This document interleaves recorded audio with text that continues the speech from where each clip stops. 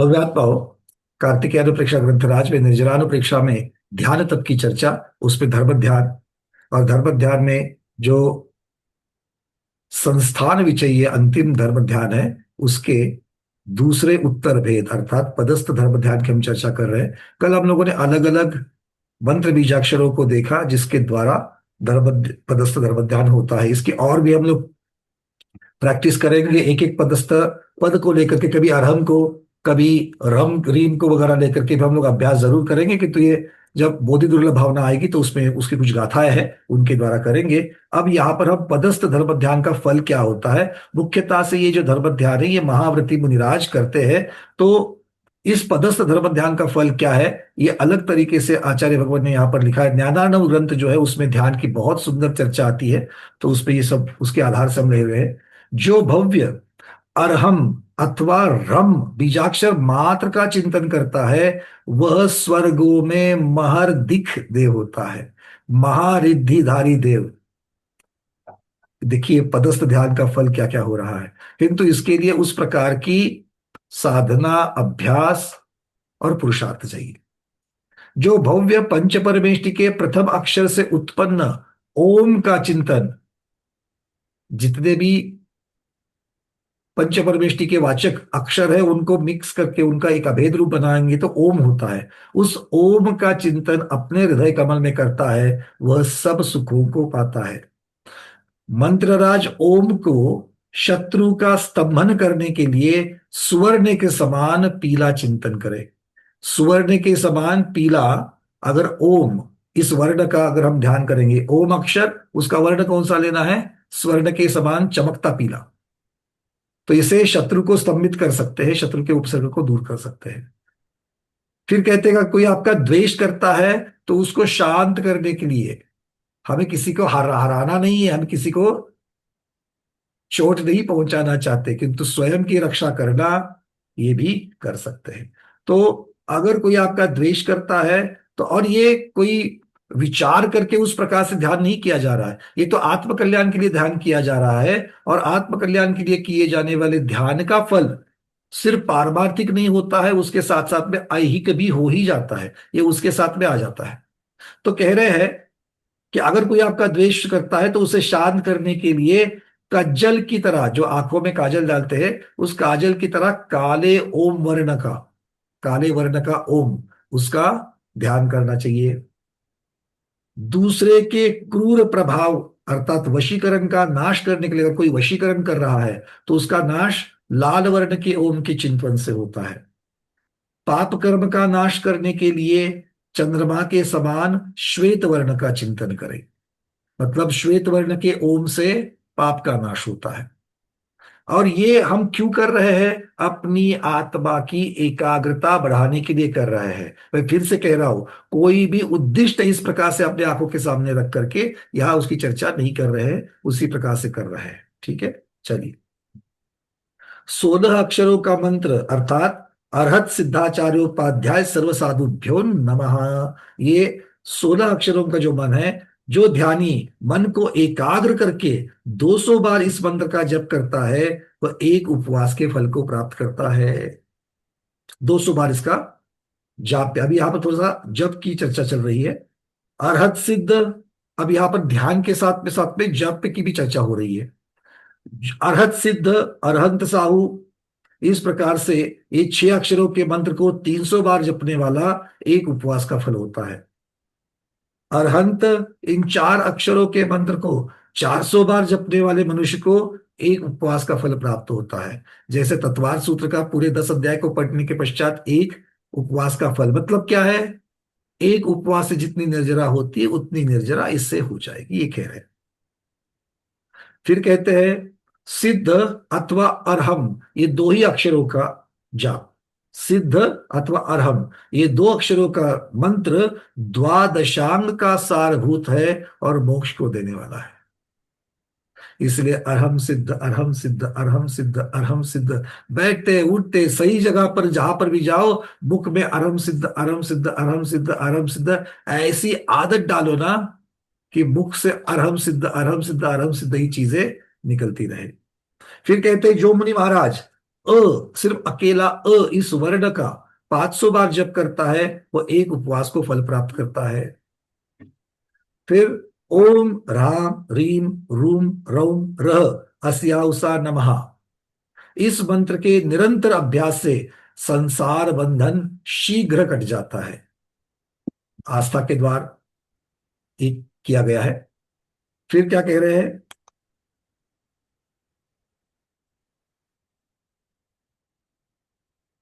ध्यानी मुनि चत्तारि मंगलम अरहंत मंगलम आदि चत्तारि दंडक के पदों के स्मरण से महालक्ष्मी को, केवल ज्ञान लक्ष्मी को प्राप्त करते हैं।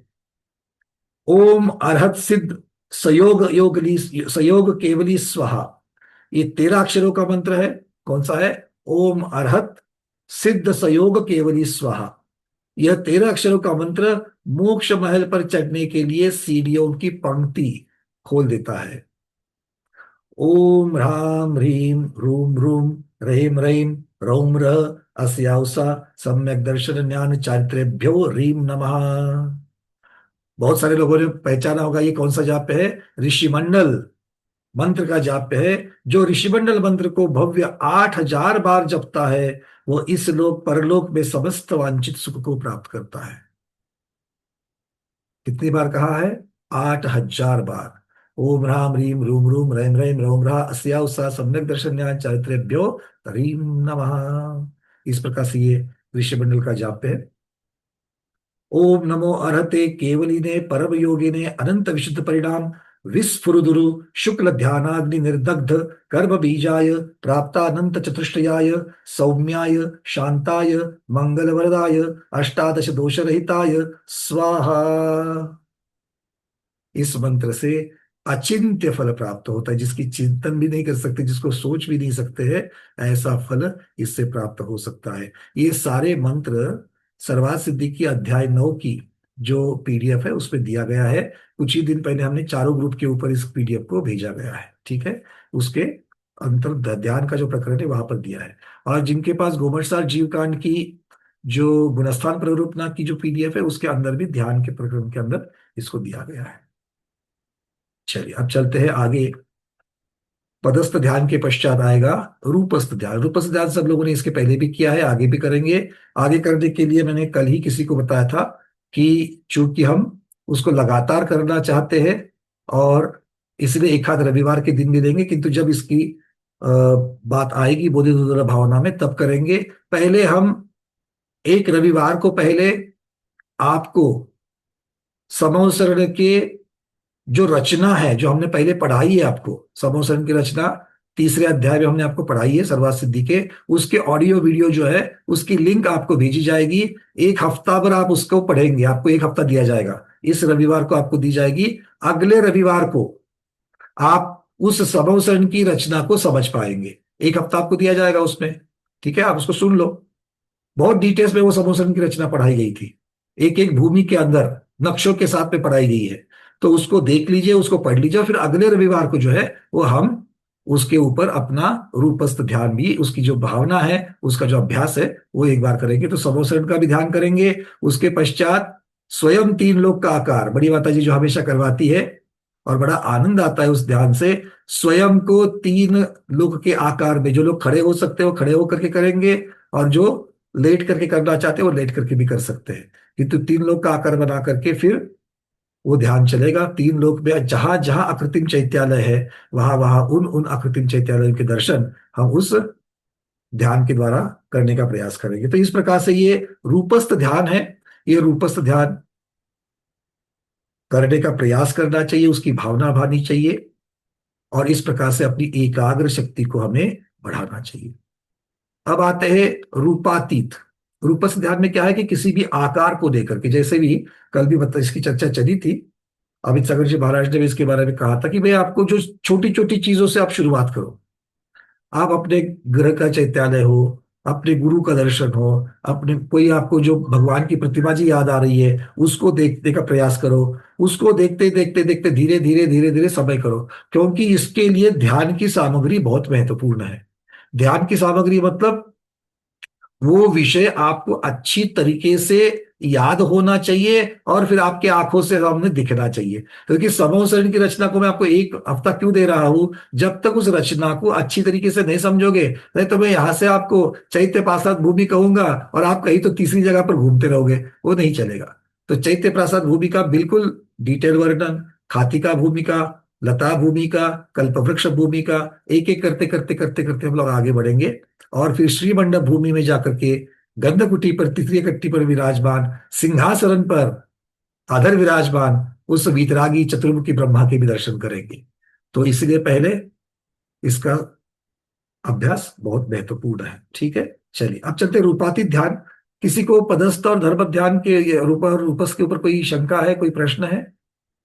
फिर रूपातीत, क्योंकि रूपातीत को तो समझना बड़ा मुश्किल होता है, फिर भी थोड़ी सी चर्चा करेंगे रूपातीत को। वो बहुत ही ऊंचे तरीके के योगी, जिनको ध्यान का बहुत अच्छा अभ्यास है, वो ही इसको कर सकते हैं। रूपातीत का अभ्यास करना भी बहुत मुश्किल है। रूपातीत के लिए तैयारी बहुत, राग द्वेष की बंधता चाहिए, चित्त की स्थिरता भी होनी चाहिए, इसलिए इसको आखिरी में रखा है। आचार्य भगवान कहते हैं कि जहां पर अभी कोई भी आकार का आधार नहीं लिया जाएगा। अब तक हम क्या कर रहे थे, ऐसी चीजें जो हमारे स्मृति पटल के सामने आराम से आती है उसका आधार लेकर के, उसकी सहायता लेकर के हम ध्यान कर रहे थे। अब वो नहीं करना है। अब आकार की जगह पर गुणों की चर्चा करनी है।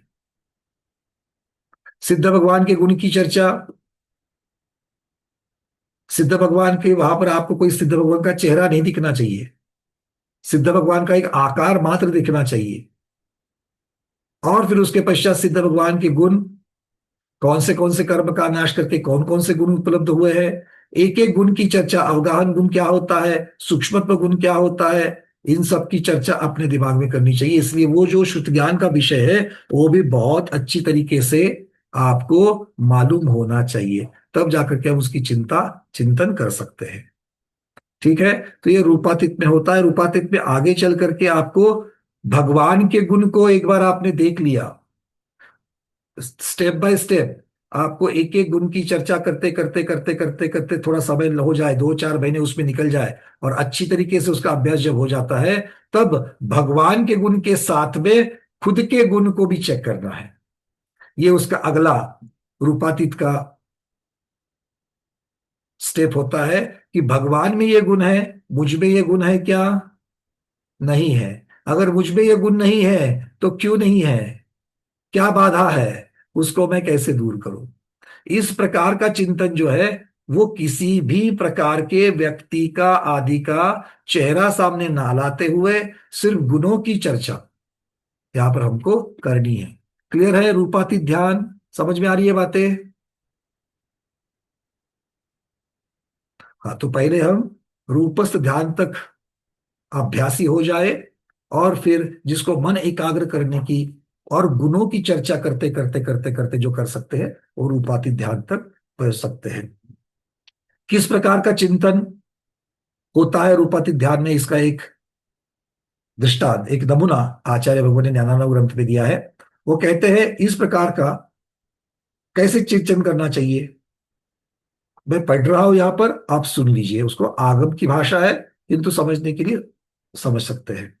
रूपस्थ ध्यान में जिसका चित्त स्थिर हो गया है, अभ्यास अच्छी तरीके से हो गया, चित्त स्थिर होता है, जिसका विभ्रम नष्ट हो गया है, अस्थिरता नष्ट हो गई है, ऐसे ध्यानी अमूर्त, अजन्मा और इंद्रियों के अगोचर, इंद्रियों से परे ऐसे परमात्मा के ध्यान का आरंभ करता है। वो रूपातीत ध्यान कहलाता है। तो रूपातीत में अमूर्त, जिसका कोई मूर्तपना नहीं है, जो अजन्मा है, अब कोई जब इस पे आकर के जन्म मरण करने वाले नहीं है, और जो इंद्रियों के अगोचर है,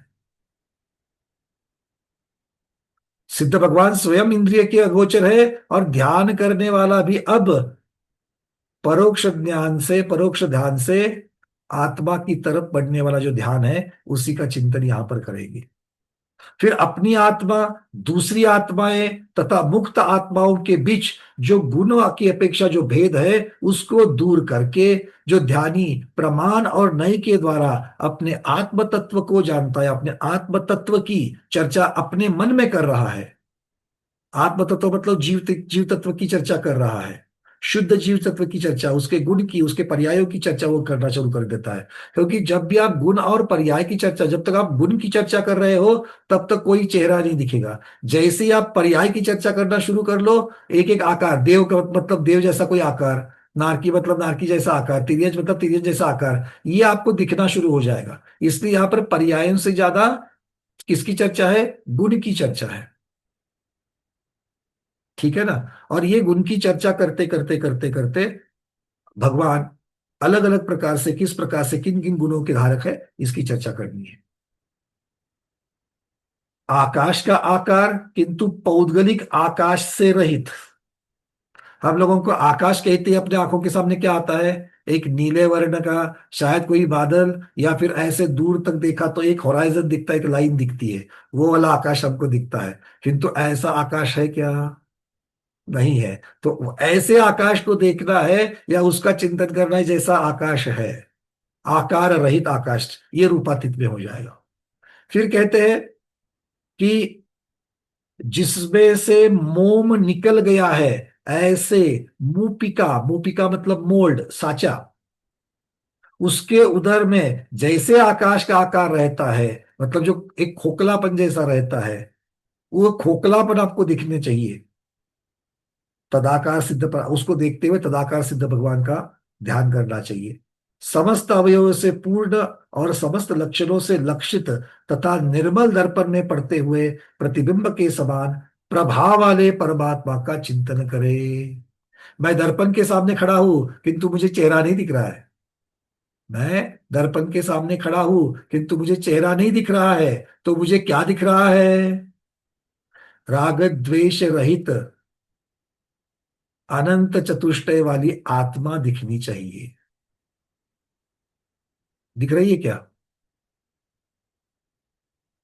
अगर दिख रही होती तो कहाँ के कहाँ पहुंच जाते। बट ये सारा टारगेट रूपातीत में है। तो अभी तो हम लोग क्या करते हैं, सारी चीजें अपने आप के और हमारे शक्ति में है क्या? अभी नहीं है, किंतु उस शक्ति को हमको प्रकट करना है। तो शक्ति का ज्ञान रूप, रूपातीत ध्यान का हम ज्ञान रूप अब यहाँ पर ग्रहण कर रहे हैं। क्योंकि ज्ञान रूप भी ग्रहण नहीं करेंगे तो आगे चल करके उसको प्राप्त कैसे करेंगे?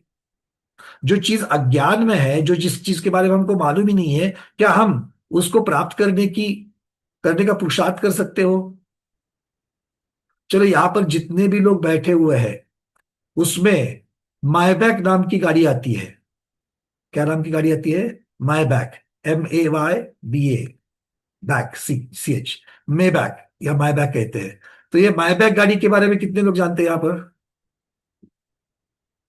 सुनने वालों में कोई ना कोई तो होगा, किंतु जितने वीडियो खुले हैं ज्यादातर ना ही कह रहे, किसी को मालूम नहीं है। अगर वो गाड़ी ही मालूम नहीं तो उसको प्राप्त करने की अभिलाषा मन में आ रही है क्या? है ना? किंतु मर्सिडीज बोलते ही कुछ ना कुछ तो गाड़ी आंखों के सामने दिख रही कि नहीं दिख रही? आजकल तो मर्सिडीज दिख जाती है। तो ये वो जो नाना नाना बोल रहे हैं ना, मैं आपके चाहत की, राग द्वेष की चर्चा नहीं कर रहा हूं। अच्छी तरीके से समझ लेना। जब भी यहां से मैं राग द्वेष की चर्चा करता हूं, आप लोग नाना बोलते हो ना, उसके बारे में एक विशेष टिप्पण करना चाहता हूं मैं। राग द्वेष की मंदता बहुत अच्छी है। यहां पर अनुकूल में बैठे हो इसलिए राग द्वेष मंद है। प्रतिकूल आने दो, फिर मैं देखता हूं कितनी बार हाथ ऐसा ऐसा होता है। अच्छी बात है, भावना करना भी अच्छी बात है, किंतु समझ लो मैं क्या कह रहा हूं। यहां पर मैं एक बात कहने जा रहा हूं कि जिस चीज के बारे में हमें अज्ञान है, जो हमने कभी देखी ही नहीं है, उसको प्राप्त करने की अभिलाषा होगी क्या?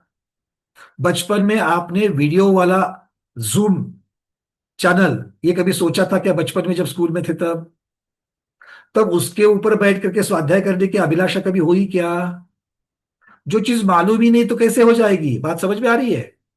वही बात यहां पर कह रहे हैं। तो हमको मालूम क्यों करके लेना है? क्योंकि मुझे उसको प्राप्त करना है। इसलिए रूपातीत ध्यान के बारे में जानकारी इकट्ठा करने की अपेक्षा से अब इसको लेना है। समझ में आ गई बात? ऐसा नहीं कहना अरे वो तो हमको होने वाला नहीं तो क्यों, उसके क्या लोग बोल रहे, भैया बोल रहे, बोल लेता, ऐसा नहीं। ठीक है, तो उसकी जानकारी प्राप्त करो, एक दिन वो जरूर काम में आ जाएगी। आगे कहते हैं, इस प्रकार जब अभ्यास से परमात्मा प्रत्यक्ष होने लगे, उसकी अनुभूति होने लगे, तो इस प्रकार चिंतन करे कि वो परमात्मा जिसकी मैं अनुभूति कर रहा हूं वो मैं ही हूं। पहले परमात्मा की अनुभूति और फिर वो मैं ही हूं। फिर क्या कह रहे हैं, मैं ही सर्वज्ञ हूं, सर्वव्यापक हूं, सिद्ध हूं, साध्य हूं, संसार से रहित हूं। ये बोलना मात्र नहीं है, ये सारे गुण हैं। सर्वज्ञता गुण है कि नहीं है? सर्वज्ञता गुण है कि नहीं है? संपूर्ण ज्ञान को पाना गुण है। तो सर्वज्ञ मतलब वहां पर समोसर नहीं देखना है। सर्वज्ञ मतलब वहां पर संपूर्ण ज्ञान को देखना है, ज्ञान की चर्चा करनी है। कितने प्रकार के ज्ञान होते हैं? पर्याय ज्ञान, पर्याय समास ज्ञान, अक्षर ज्ञान, अक्षर समास ज्ञान, पद ज्ञान, पद समास ज्ञान। अरे क्या याद हो रहा है? संघात। और कोई? प्रतिपत्ति ज्ञान, उसके साथ समास लगाते चलो। पूर्व का ज्ञान तो पूर्व समास ज्ञान। पूर्व समास ज्ञान के बारे में कितने लोगों को पता है? पूर्व समास ज्ञान के बारे में? पूर्णिमा दीदी, बोलो, अनम्यूट करो। कहाँ पढ़ा है पूर्व वंदना समास भैया ज्ञान? जी। हाँ, पूर्व समास ज्ञान कहाँ पूर्व पढ़ा है? समास 14वें नंबर, लास्ट वाला आएगा 20वें नंबर का। श्रुत ज्ञान का विश्वा भेद है। दीदी, श्रुत ज्ञान और की, उसके श्रुत ज्ञान की पूर्तता कहाँ पर होती है दीपा दीदी?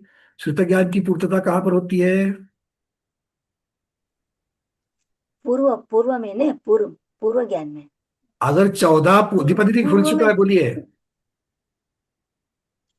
पूर्व के आगे समास नहीं होता, पूर्व तक ही है। बस बस इसी बात को मैं आपको याद दिलाना चाहता था। पूर्व सब ज्ञान। जगह पर समास समास समास लगाते जा रहे हैं, पर रुकना कहाँ है वो भी तो महत्वपूर्ण है। श्रुत ज्ञान 14 पूर्व में पूर्ण होता है, उसके आगे कोई समास नहीं। इसलिए दीदी आपको हमने पूछा कहाँ पढ़ा भैया, हमने तो अब तक नहीं पढ़ा। बात समझ में आ रही है सबको? तो इसकी चर्चा करते चलो। अब हमको कितना ज्ञान है? वस्तु का है क्या? वस्तु समास का है क्या? पूर्व का है क्या? नहीं है। तो कहाँ तक ज्ञान है? आपको और हमको कहाँ तक ज्ञान है? आपको और हमको कहाँ तक ज्ञान है? अरविंद जी, बोलो। आपको पता है, मुझे पता है, बट वो नहीं, थोड़ा सा मुझे ऐसे शब्द बादल बीच में आया, शब्द वो बादल को हटा रहा है, बस और कुछ नहीं है। शब्द याद नहीं आता भैया जी। देखो, सब लोग समझते हैं आपको और हमको। पहली तो बात दो प्रकार की है। जो भी शुद्ध हम्म, ज्ञान है दो प्रकार का है। कौन से प्रकार का? एक अक्षरात्मक, एक अनक्षरात्मक। एक अनक्षर। ठीक है ना? एक अक्षरात्मक, एक अनक्षरात्मक। अक्षरात्मक ज्ञान ऊपर ऊपर ऊपर ऊपर बढ़ते जाएगा। मतलब अक्षर जहां से शुरू होते हैं वहां से ऊपर अक्षरात्मक, क्योंकि एक एक अक्षर को बढ़ाते जाना है। जैसे पौद्गलिक वर्गना में एक एक अणु को बढ़ाते बढ़ाते गए थे। अनुवर्गना, संख्यात अनुवर्गना, असंख्यात अनुवर्गना, अनंत अनुवर्गना, ऐसे करते करते गए थे कि नहीं गए थे? गोबर सर जीवकरण शुरू हो रहा है फिर से, कार्तिकेय अनुप्रेक्षा में। समझ में आ रही है बात? वैसे ही अक्षरात्मक ज्ञान कैसे बढ़ेगा? जिसको एक अक्षर का ज्ञान है, दो अक्षर का ज्ञान है, तीन अक्षर का ज्ञान है, चार अक्षर का ज्ञान है, तो एक अक्षर का ज्ञान होना भी अक्षर ज्ञान कहलाएगा। और एक से ज्यादा का होना क्या कहलाएगा? अक्षर समास ज्ञान कहलाएगा।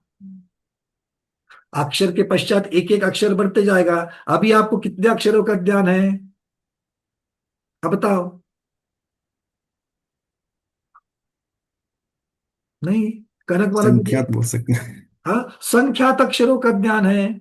हाँ। वर्णमाला कितनी है देखो। वर्णमाला कितनी है? आपने और हमने जो बचपन में वर्णमाला पढ़ी है, वर्णमाला संख्यात है कि नहीं है? क्या असंख्यात वर्णमाला किसने पढ़ी है? अरे 64 तो है। नहीं, संख्यात से। संख्यात वाली पढ़ी है। तो उसके कॉम्बिनेशन हो करके भी आपका और हमारा अक्षर ज्ञान कितना है? संख्यात अक्षर संख्यात। तक ही है।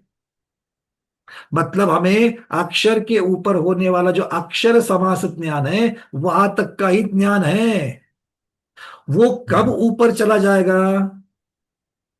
1634 करोड़, वो मध्यम पद की चर्चा आएगी ना। क्योंकि अक्षर समास के ऊपर कौन सा? पद ज्ञान आएगा, और बस। पद ज्ञान के ऊपर पद समास। क्या एक पद ज्ञान आपको और हमको है? नहीं। द्वादशांग में जो बड़े बड़े पद बनते हैं, 1634 करोड़ वगैरह जो आप लोग बोलते हैं ना,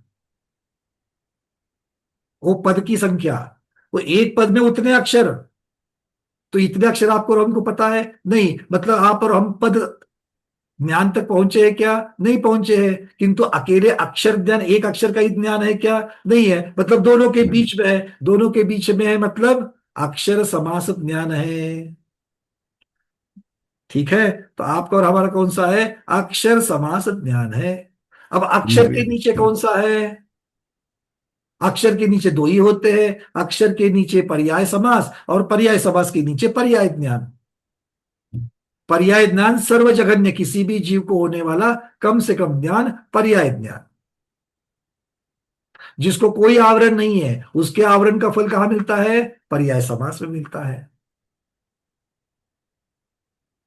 आप और अभी हम लोग कम से कम 3.5 से 4 मिनट तक ज्ञान की चर्चा कर रहे थे कि नहीं अरविंद जी? बिल्कुल। मन में कोई पाप आया क्या? नहीं। कोई आपको किसी का चेहरा दिखा क्या? नहीं। बोलो। जब भी हम अभी नहीं। अक्षय समास की पद की चर्चा कर रहे थे, कोई चेहरा दिख रहा था सामने? आंखों से दिख रहा बिल्कुल है नहीं। उसको छोड़ो, मन चक्षु के सामने कुछ आ रहा था क्या? नहीं। तो रूप कोई सामने था? कोई रूप सामने नहीं था। जो रूप सामने नहीं है, उसकी जब चिंतन चल रहा है, तो किसका चिंतन चल रहा है? रूपातीत। रूपातीत का ही चिंतन चल रहा है। बिल्कुल। भाई ये धाड़स डेयरिंग नहीं करूंगा आपको कहने के लिए कि हम रूपातीत का ध्यान नहीं, भाई डेयरिंग नहीं करूंगा। बट भाई कुछ अनुभूति हुई कि नहीं जब मैंने आपको अभी बता दिया? बिल्कुल। जब हम बिल्कुल। और आप चर्चा कर बिल्कुल। रहे थे, तो आपके मन में चिंतन तो जरूर चल रहा था। किसका चिंतन चल रहा था? ज्ञान गुण का चिंतन चल रहा था। किसके ज्ञान गुण का? जीव के ज्ञान गुण का। कौन से जीव का? स्वयं के। चल रहा था कि नहीं चल रहा था? चल रहा था। तो नहीं, उसको अच्छा। किसके आधार से अच्छा करते? एक्सपीरियंस हो गया। बस शुद्ध ज्ञान के आधार से कर रहे थे। और शुद्ध ज्ञान के आधार से किसकी चर्चा कर रहे थे? जीव के गुण की। मेरे के अंदर जो गुण है कितना है? भगवान के पास केवल ज्ञान है, मेरे पास कितना है? वही तो कह रहे हैं ना कि भगवान के गुण को जाने का मेरे पास कितना गुण है, इसकी चिंतन करो। तो जब गुण का चिंतन हो रहा है, कोई आकार नहीं दिखेगा, कोई आकार नहीं दिखेगा, और इसी प्रकार स्थिर। किंतु अभी हमने ये चर्चा के माध्यम से किया। अगर ये विषय मुझे अच्छी तरीके से याद आ रहा है, तो मैं बैठे बैठे 5-10 मिनट तो आराम से कर सकता हूं कि नहीं कर सकता हूं? बोलो। ऐसे ही पर्याप्त की चर्चा करो। गोमट सार जीव कांड जीव के बारे में कहता है। और जीव, आप और हम जीव है कि नहीं है? चर्चा किसकी करनी है? चिंतन किसका करना है? आत्मा का ही तो करना है। एक शुद्ध आत्मा का, और इस गंदी आत्मा, अशुद्ध आत्मा का। तो अशुद्ध आत्मा में क्या क्या अशुद्धियां है, ये आप सबको पता है कि नहीं है? शरीर के आधारित प्राण है कि नहीं हमारे पास? शरीर के आधारित प्राण, मतलब आयु प्राण है कि नहीं है? इंद्रिय प्राण है कि नहीं है? बल प्राण है कि नहीं है? श्वास प्राण है कि नहीं है? है। तो उसके गुणों की चर्चा करो। पर्याप्ति में, अपर्याप्त अवस्था में कौन सा होता है, पर्याप्त अवस्था में कौन सा होता है, इसके वहां पर चर्चा कर लो। आप और हम लोग पर्याप्त है कि नहीं है? आप बराबर। और हम पर्याप्त, अरे इसके लिए तो समय मत लगाओ भाई। हाँ, आप और हम पर्याप्त है। तो आप पर्याप्ति गुण की चर्चा चल रही है, तो पर्याप्ति गुण मतलब, अब ये है तो शरीर के द्वारा, किंतु वहां तक शुद्धता तक पहुंचने के लिए भगवान पर्याप्त है कि अपर्याप्त है? भगवान पर्याप्त है कि अपर्याप्त है? इन सबसे परे है। पर्याप्ति अपर्याप्ति के परे है। क्योंकि पर्याप्ति किसके ऊपर? देखो, पर्याप्ति है तो छह: आहार, इंद्रिय, शरीर। उसमें से आहार है क्या भगवान के? नो कर्म मर्गणा को ले रहे क्या सिद्ध भगवान? नहीं। अरे उत्तर आपके पास है, डरो मत बिल्कुल भी चिंतन करने के लिए। भगवान के पास आहार है क्या? नो कर्म ले रहे भगवान? नहीं ले रहे, मतलब आहार पर्याप्ति की चर्चा वहां होगी क्या? नहीं। शरीर है भगवान के पास? नहीं। इंद्रिय है भगवान के पास? नहीं। श्वासोश्वास? नहीं। भाषा? नहीं। मन? तो शुद्ध भगवान में परमात्मा में पर्याप्ति नहीं है, मुझ में पर्याप्ति है। अगर है तो क्यों है? कारण सबका निकल करके एक ही आने वाला है, कर्म। जिसकी गलत संगति मैंने करी है, अब मैंने गलत संगति छोड़ दी। मन में छोड़ने के लिए क्या जाता है? मैंने गलत संगति छोड़ दी, तो सबसे पहले मैं अब देख रहा हूं मेरी मन पर्याप्ति नहीं, मेरा मान नहीं है, मेरे को श्वासोश्वास नहीं है। खुद को बिना श्वासोश्वास के कंसिडर करना, शरीर नहीं है, आहार नहीं है, एक एक एक हटा दो, प्राणों को हटा दो। भाई, गुणस्थान और मार्गणा, इतना ही वर्णन गोमटसार जीवकांड में है। गुणस्थान और मार्गणा, इतना ही वर्णन है ना, हाँ या ना? आप बोलेंगे भैया जीव समास, उसका भी अंतर्भाव कहीं ना कहीं हो जाता है। पर्याप्ति प्राण संज्ञा, उसका भी अंतर्भाव कहीं ना कहीं तो होता है। तो मुख्यता से गुणस्थान और मार्गणा है। तो गुणस्थान और मार्गणा, ये दोनों चीजें सिद्ध भगवान में है क्या? स्मिता दोषी दीदी, है क्या? भगवान गुणस्थान, कौन से गुणस्थान में है भगवान? मेरे कौन से में नहीं, दोनों भी नहीं, गुणस्थान गुणस्थान से भी नहीं, परे मार्ग है। गुणस्थान से अरे परे है। गति मार्गना लागू होगी क्या भगवान को? नहीं नहीं नहीं भैया, कोई भी नहीं तो लगूंगी। कौन सा सिद्ध भगवान को क्या लागू होगा, बोलो? 20 प्ररूपणाओं में से सिद्ध भगवान को क्या क्या लागू होगा? पहले तो, हाँ, पहले 5 तो देख लिया, क्या है? गुणस्थान लागू नहीं है। जीव समास, वो तो संसारी जीवों का किया था, वो तो मुक्त है। पर्याप्ति नहीं, प्राण, शरीर वाले प्राण नहीं, चेतना वाला प्राण की चर्चा करो तो ठीक है। संज्ञा है, आहार भय मैथुन परिग्रह, कुछ नहीं। तो पहली 5 प्ररूपना तो हो गई। अब 14 मार्गणा ले लो। मार्गणा का श्लोक किसको याद आ रहा है, गाथा किसको याद आ रही है? कनक वाला दीदी सबसे पूरा, आप पहले आप क्या बोलो? अरे खुशी खुशी, बोलो, कनक वाला दीदी बोलो। वंदना भैया जी। हाँ, गई इंद्रिये सुखाए, जोगे वेदे कसायनानेय, कसायना संयम दंसन लेसा, भव्या समत सगी आहारे। भाई सब ठीक था क्या? सिर्फ लय आ रही थी? सब, गई इंद्रिये नहीं नहीं, सुखाए, गई आएगा। नहीं नहीं, रुको, आपने सब सही गई कहा। इंद्रिये सुखाए, बाकी लोगों को भी मैं पूछ रहा हूँ। गई इंद्रिय काए, ये भगवान के पास सुखाए गति है क्या? नहीं। भगवान के पास नहीं इंद्रिय है, है क्या? नहीं। भगवान के पास काय नहीं, है क्या? नहीं। भगवान के पास नहीं, योग? नहीं। जोगे नहीं, वेदे, वेद है? नहीं। वेद भी कसाय? नहीं, नहीं, नहीं। भगवान के नहीं। पास ज्ञान है क्या? है, ज्ञान है, तो ज्ञान मार्गना लागू हो ज्ञान तो जाएगी है, कि नहीं लागू हो जाएगी? ज्ञान है। तो ज्ञान की अपेक्षा भगवान के पास केवल ज्ञान है। हाँ, केवल ज्ञान है, आगे क्या है? केवल ज्ञान और केवल दर्शन। गई इंद्रिय संयम काहे, दंसन, जोगे वेदे जोगे कसायना, कसायनाने, संयम संयम संयम दंसन दंसन लेसा। लेसा। भगवान के पास संयम नहीं, वो चरित्र प्रकट हो चुका है, आत्मा का स्वभाव।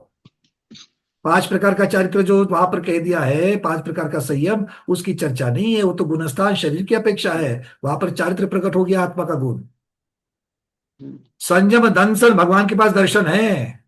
केवल ज्ञान केवल केवल दर्शन, दो दर्शन। चीजें मिल गई। लेसा, हम्म। भगवान लेशा है कि भगवान के विषय पास? नहीं है, क्यों नहीं है भगवान के पास नहीं। लेशा? कौन बताएगा? भगवान के पास लेशा क्यों नहीं है? सुनीता उकलकर दीदी, भगवान के पास लेशा क्यों नहीं है? अनम्यूट अनम्यूट अनम्यूट करो। हुआ क्यों? हाँ, बोले, बोलिए बोलिए बोलिए। क्योंकि वो गुणस्थान से परे है, और गुणस्थान में ही लेशा बनती है, और उनके योग नहीं है। थोड़ा थोड़ा थोड़ा थोड़ा, हाँ, योग नहीं है, ये तो कषाय और ठीक है। योग से रहित है। योग से रहित नहीं है, एक कार्य, उतना हाँ, काफी है। आधा उत्तर हो गया दीदी, आधा उत्तर हो गया। दे से दो। रहित है। लेशा में कषाय और योग दोनों होने चाहिए। हाँ, कषाय से रहित है, और योग योग में से भी रहित है, अकल्प तो योग है। कारण से रहित है, तो कार्य होगा क्या? नहीं होगा। नहीं। इसलिए भगवान के पास लेशा भी नहीं। दंसम संयम दंसन लेसा।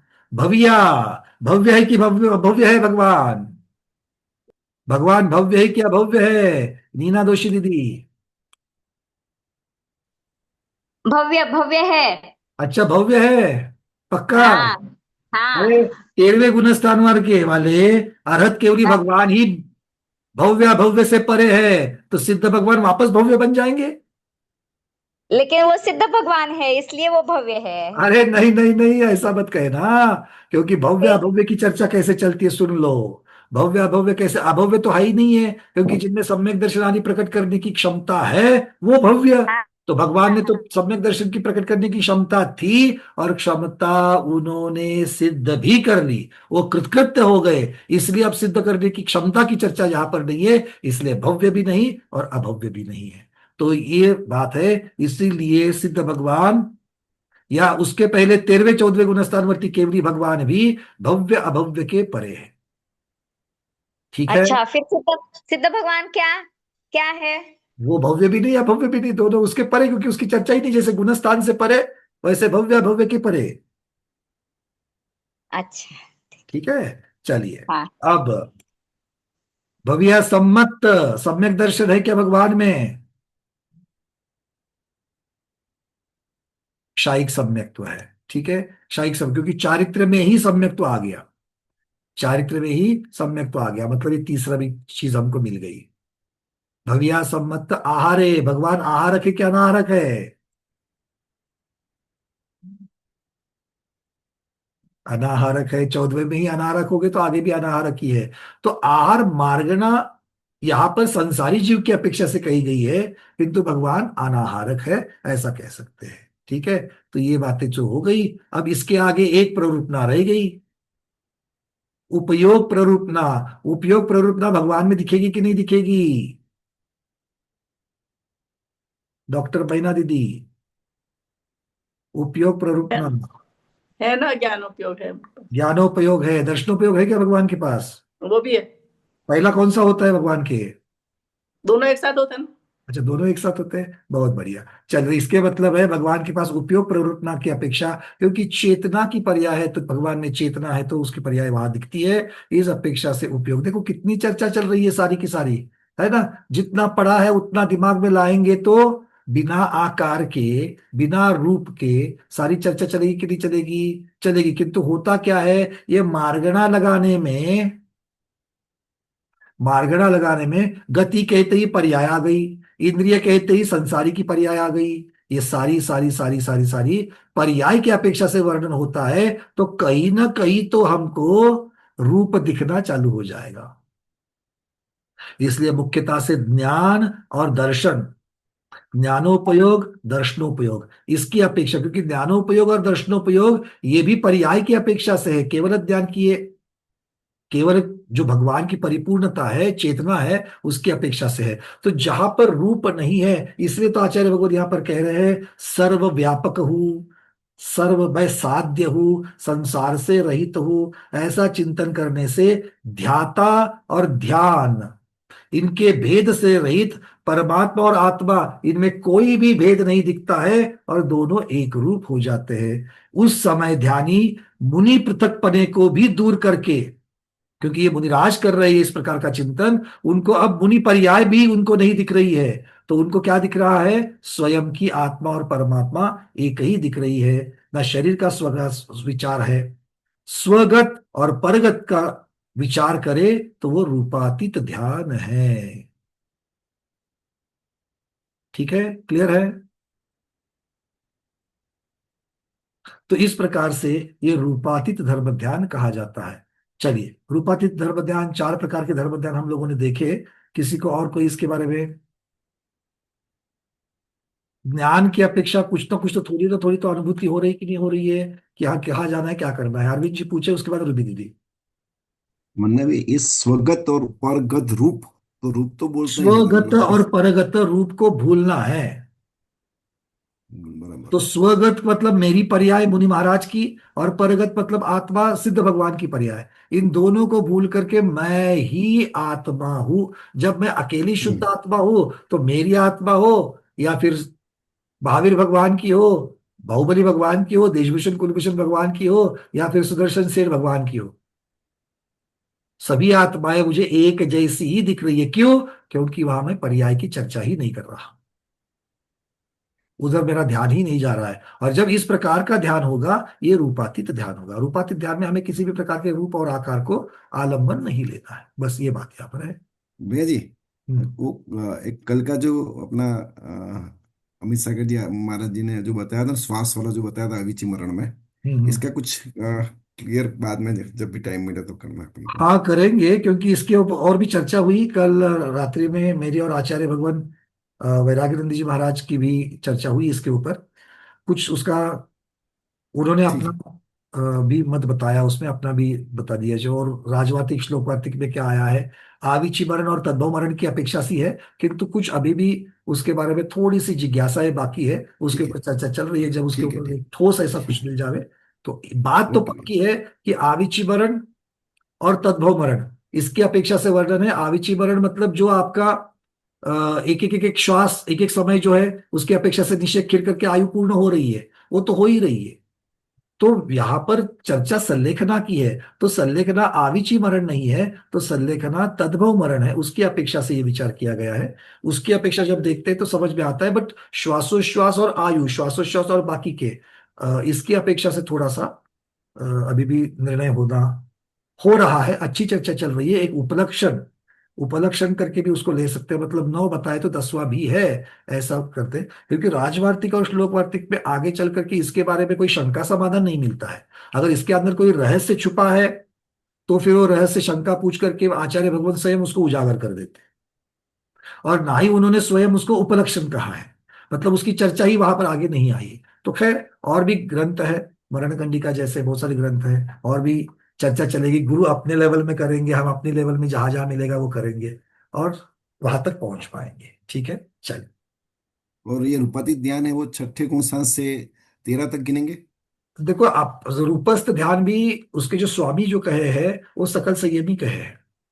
रूपस्थ ध्यान, रूपातीत ध्यान जो है, इसके भी स्वामी वही कहे गए हैं। विपाक विचय जो है वो वृत्ति को कहा गया है। विपाक विचय जो है अविरत सम्यक दृष्टि के लिए नहीं कहा। ये उत्कृष्टता की अपेक्षा से वर्णन है, ध्यान की अपेक्षा वर्णन है। मतलब ये सब आप चिंतन जब करते हैं, क्योंकि ये तो सब विषय की चर्चा चल रही है, इस विषय के द्वारा किसका ध्यान प्रकट होता है, मतलब किसकी एकाग्र चिंता होती है, जिसका चिंतन एकाग्र होता है, उसकी अपेक्षा से स्वामी बताएंगे। मतलब मेरे पास 4 सामने महिलाएं हैं, उन 4 महिलाओं को आटा आदि, गैस स्टोव आदि सब कुछ दे दिया गया है, और उनको बताया आप चारों को रोटी बनानी है। चारों को क्या बताया? रोटी। अब चारों के पास रोटी बनाने का ज्ञान है, चारों को अभ्यास भी है रोटी बनाने का, वो हर रोज रोटी बनाती है। किंतु आज अभी रोटी किसकी बन करके ठीक से तैयार होती? जल्दी नहीं। रोटी, रोटी का जो स्वरूप है, उस प्रकार की रोटी किसकी तैयार होती है, उसकी अपेक्षा से उसका स्वामी कहा जाएगा। बात समझ में आ रही है? तो यहां पर अभ्यास करने वाले, उसकी भावना भाने वाले, ऐसे अलग अलग अलग है। किंतु उसमें से प्रधान रूप से किनका चिंतन एकाग्र चिंतन होता है और किनका निर्दोष एकाग्र चिंतन होता है, जिसका निर्दोष एकाग्र चिंतन होता है उसी के ध्यान प्रकट होता है। ये बात यहां पर है। इसलिए ध्यान जहां प्रकट होता है वहीं पर वो ध्यान का स्वामी कहेगा। तो उस अपेक्षा से ध्यान के स्वामी, करने वाले की अपेक्षा से ध्यान का स्वामी नहीं है। जहां ध्यान प्रकट होता है उसकी अपेक्षा, किसका ध्यान प्रकट होता है, उसकी अपेक्षा से उसके स्वामी। समझ में आ रही है बातें? क्लियर हो रहा है? जिसमें एबिलिटी है, जिसमें पात्रता है, जिसकी पात्रता वहां पर पूर्ण हो रही है, व्यक्त दिख रही है, उसकी अपेक्षा से ध्यान। ठीक है, चलिए। रूबी दीदी पूछिए। वंदना भैया जी, मुझे ये जानना था भैया जी कि अभी आपने बोला ना कि हमें पद का ज्ञान नहीं है ना? तो जैसे हम अभी संस्कृत पढ़ते हैं, हम उसमें तो उसमें एक पद बनते हैं ना, जैसे राम है, राम रामा ऐसे करके पद नहीं, बनते हैं। ये नहीं नहीं, ये तो पद नहीं है। इसे प्रारंभिक पद ज्ञान नहीं बोल सकते? नहीं नहीं नहीं, बिल्कुल नहीं। क्योंकि पद की परिभाषा जो है कि पद उतने उतने अक्षरों का समूह को पद कहा है। यहाँ पर पद, ये प्रॉपर नाउन लेना है आपको। पद यहाँ पर आपको शब्द को छोड़ करके अर्थ में जाना है। पद शब्द मतलब को जैसे छोड़ किसी करके, पद शब्द को छोड़ करके पद के अर्थ में जाना है। यहाँ पर पद किसे कहते हैं उसकी चर्चा करेंगे। तो पद की यहाँ पर एक स्पेसिफिक अक्षरों का पद होता है, ये चर्चा है। तो उतने अक्षर नहीं, जब तक जैसे नहीं होंगे तब तक नहीं होगा। नहीं, जैसे एक होता है पद, एक पद समास, ठीक है। तो पद मैं जो समझ रही हूँ वो बताइएगा कि गलत है या सही है ना।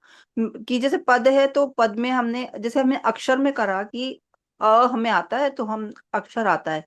फिर अक्षर समास का मतलब उसके जैसे और जितने जुड़ते चले जाएंगे तो वो अक्षर समास, मैंने ऐसे समझा। तो जैसे पद है तो पद में हमें, जैसे हमने एक पद बना, दो अक्षर को जोड़ के हमने बनाया तो वो बन गया पद, है ना। और इसको अगर हम हम पद नहीं कहेंगे उसमें क्योंकि संस्कृत हमारे में पास पद की स्पेसिफिक व्याख्या है। आगम में पद की स्पेसिफिक व्याख्या है। तो वो हमें बताएंगे। वो जब तक नहीं, हाँ, इसीलिए तो ना कि इसीलिए वो आपको ज्ञान मार्गना निकाल करके आपको देखना है कि कितने अक्षरों के समूह को कहते हैं। ये अब देखो, जैसे लक्ष्य है। लक्ष्य, हम्म, लक्ष्य मतलब कितना, एक लक्ष्य मतलब कितना होता है? 1 1 लाख। लाख।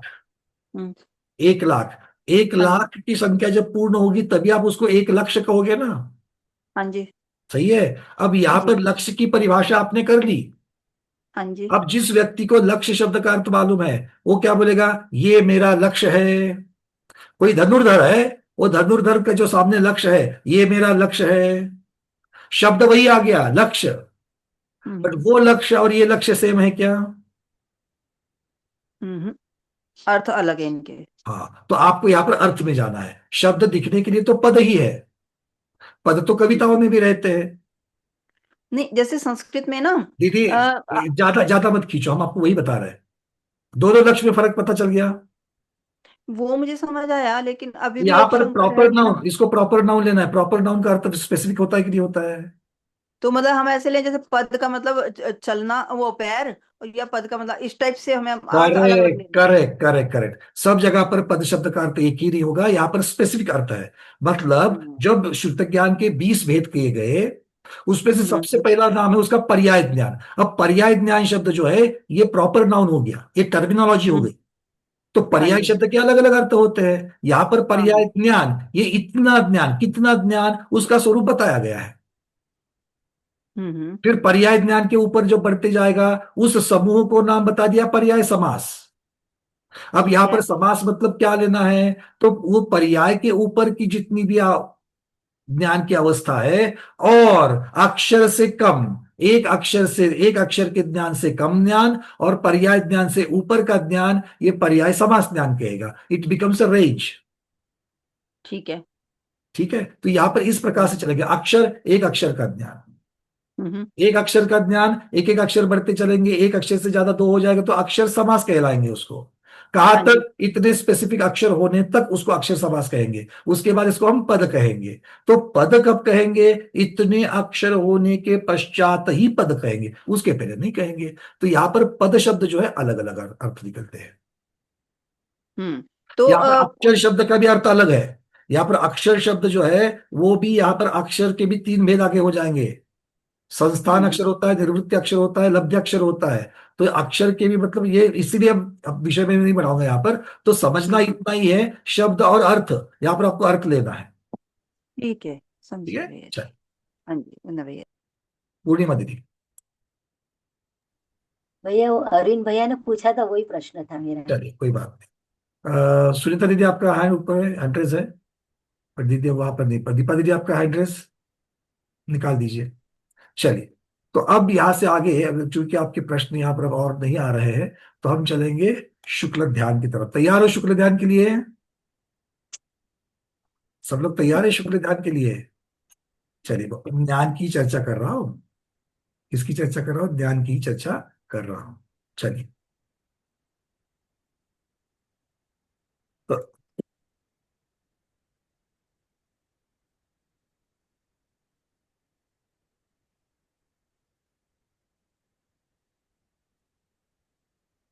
नौवीं अध्याय में 37वां सूत्र है, शुक्ले चार्य चादे पूर्वविद। उसको निकाल लेते हैं।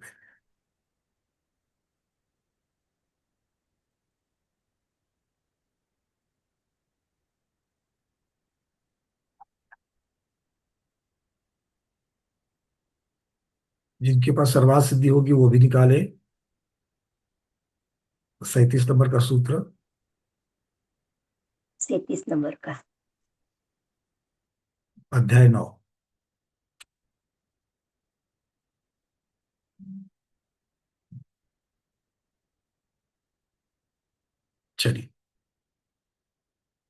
अब शुक्ल ध्यान की चर्चा हो रही है।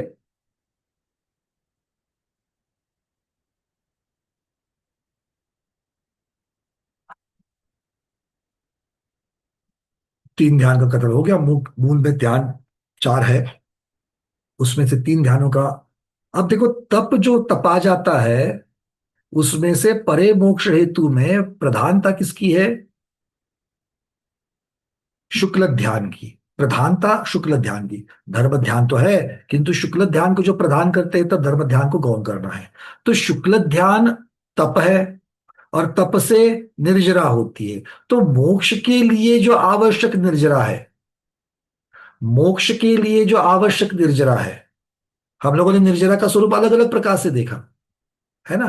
कभी सकाम हो रही है, कभी निकाम अकाम हो रही है। उसमें भी शुभ को बांधने वाली है, बड़े अशुभ का संवर करने वाली है, पर शुभ को बांधने वाली है। तो हमें तो जो बांधने वाली है नए सिरे से, वो तो कोई मोक्ष की मूल नहीं होगी। तो हमें कौन सी लगेगी? निरानुबंधा ही लगेगी। और निरानुबंधा के लिए क्या करना पड़ेगा? मुख्यता से समता भाव रखना पड़ेगा। राग द्वेष की अतिमंदता से शुरुआत हो जाएगी शुक्ल ध्यान की, राग द्वेष की अतिमंदता से। और कहां पर समाप्ति होगी? वीतरागता में समाप्ति होगी। तो आचार्य भगवान यहां पर कह रहे हैं शुक्ल ध्यान शुक्ल चादे पूर्वविद, मतलब आदि के दो शुक्ल ध्यान पूर्वविद। पूर्वविद का अर्थ होता है पूर्व तक जानने वाले, मतलब पूर्वविद मतलब विद्वान, पूर्व के विद्वान। तो जो पूर्व 14 पूर्व को जानते हैं, बाकी 11 का जानते हैं, मतलब ये सारे कौन है? शुद्ध केवली है। तो शुद्ध केवली के होते हैं। अब क्या साक्षात आपने पढ़ा हुआ है तो ही आप शुद्ध केवली हो पाओगे? नहीं, आप विशुद्धि के द्वारा भी शुद्ध केवली हो सकते हो। विशुद्धि के द्वारा भी शुद्ध केवली हो सकते हैं। मतलब विशुद्धि कौन सी? राग द्वेष की अति अति मंदता जब हो जाती है, तो अपने आप उस विशुद्धि से ज्ञानावरण कर्म का क्षयक्षम होकर के वो जो ज्ञान है वो हम में भाव श्रुत जो है वो प्रकट हो जाता है। जो द्रव्य श्रुत के लिए लगने वाला जो भाव श्रुत है वो वहां पर प्रकट हो जाता है। इस अपेक्षा से आचार्य भगवत यहां पर कह रहे हैं। तो ये शुक्ल ध्यान जो है, उसमें शुक्ल ध्यान के भी चार भेद है। शुक्ल ध्यान के भी चार भेद है। उसमें आदि के जो दो शुक्ल ध्यान है वो किसके होते हैं? वो छद्मस्त के होते हैं। आदि के दो होते हैं वो छद्मस्त के। कौन छद्मस्त है? श्रुत केवली। और परे बचे हुए दो जो है वो परे केवली ना। जो बचे हुए दो किसके होंगे? वो केवली भगवान के होंगे। केवली भगवान 13वें गुणस्थान में है और 14वें गुणस्थान में है। तो तीसरा शुक्ल ध्यान 13वें गुणस्थान में, चौथा शुक्ल ध्यान 14वें गुणस्थान में होगा। तो पहले दो की चर्चा होगी, फिर आगे के बढ़ेंगे। तो आगे उसको 39 नंबर की जो गाथा है, सूत्र जो है, उसमें आचार्य भगवान कह रहे हैं पृथकत्व एकत्व वितर्क सूक्ष्म क्रिया प्रतिपाति विपृत क्रिया निर्वर्तिनी निवर्तिनी। तो इस प्रकार से ये चारों भेद हमको यहाँ पर बताए जा रहे हैं। चलो, शुक्ल ध्यान की चर्चा शुरू हो चुकी है और गुरुदेव का पदार्पण भी हो चुका है। दर्शन कर लेते हैं। मैं स्पॉटलाइट भी कर रहा हूं सब लोगों को। जय हो प्रज्ञा श्रवण मुनि श्री अमित सागर जी गुरुदेव की जय। नमोस्तु नमोस्तु नमोस्तु भगवान नमोस्तु। महाराज जी, धर्म ध्यान की चर्चा पूर्ण करके अब हम शुक्ल ध्यान में पहुंचे हैं। गाथा क्रमांक 39 और 40 की चर्चा चलेगी। तो उसको मैं शुरू कर रहा हूँ। आप बीच में जहां पर भी आप इसके मौलिक चीजों को आप बताना चाहे तो आप बीच में उसको बोल सकते, बताइएगा। हम्म। क्या का मतलब चारों धर्म ध्यान।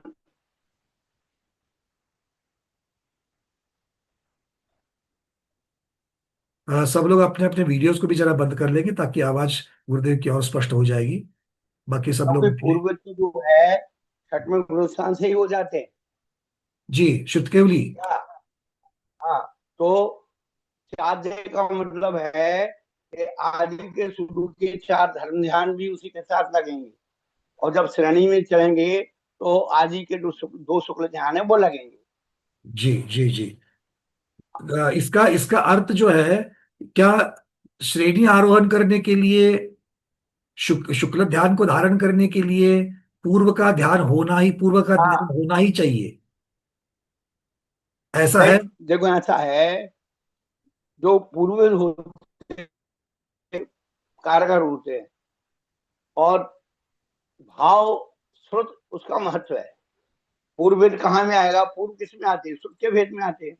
जी, हाँ, पूर्व जो है श्रुत ज्ञान में आ जाएंगे, बिल्कुल। हाँ, ये भाव श्रुत की अपेक्षा ही है, द्रव श्रुत हो या नहीं हो।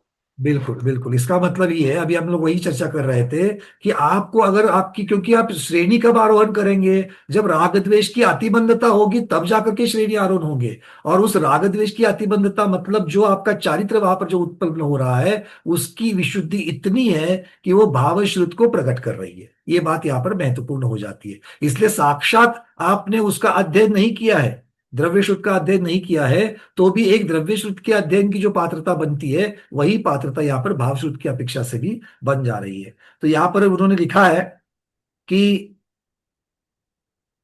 आगे कहे जाने वाले शुक्ल ध्यान के भेदों में से आदि के दो शुक्ल ध्यान पूर्वविद अर्थात श्रुत केवली के होते हैं। सूत्र में च पद आया है, उससे धर्म ध्यान का समुच्चय होता है। चाद्य, च आद्य, ये दो शब्द वहां पर बन जाते हैं। तो च शब्द जो है, वो शब्द, च शब्द किसका वाचक है? जैसे अभी भी महाराज जी ने बताया, धर्म ध्यान को भी यहाँ पर लगाना चाहिए। अब तक बहुत बार इसकी जब वांछना होती है तो ये वाला पहलू उसमें से छूट जाता है, सिर्फ शुक्ल ध्यान शुद्ध ज्ञान की चर्चा उसके साथ में चलती रहती है। अब आगे क्या कह रहे हैं वो?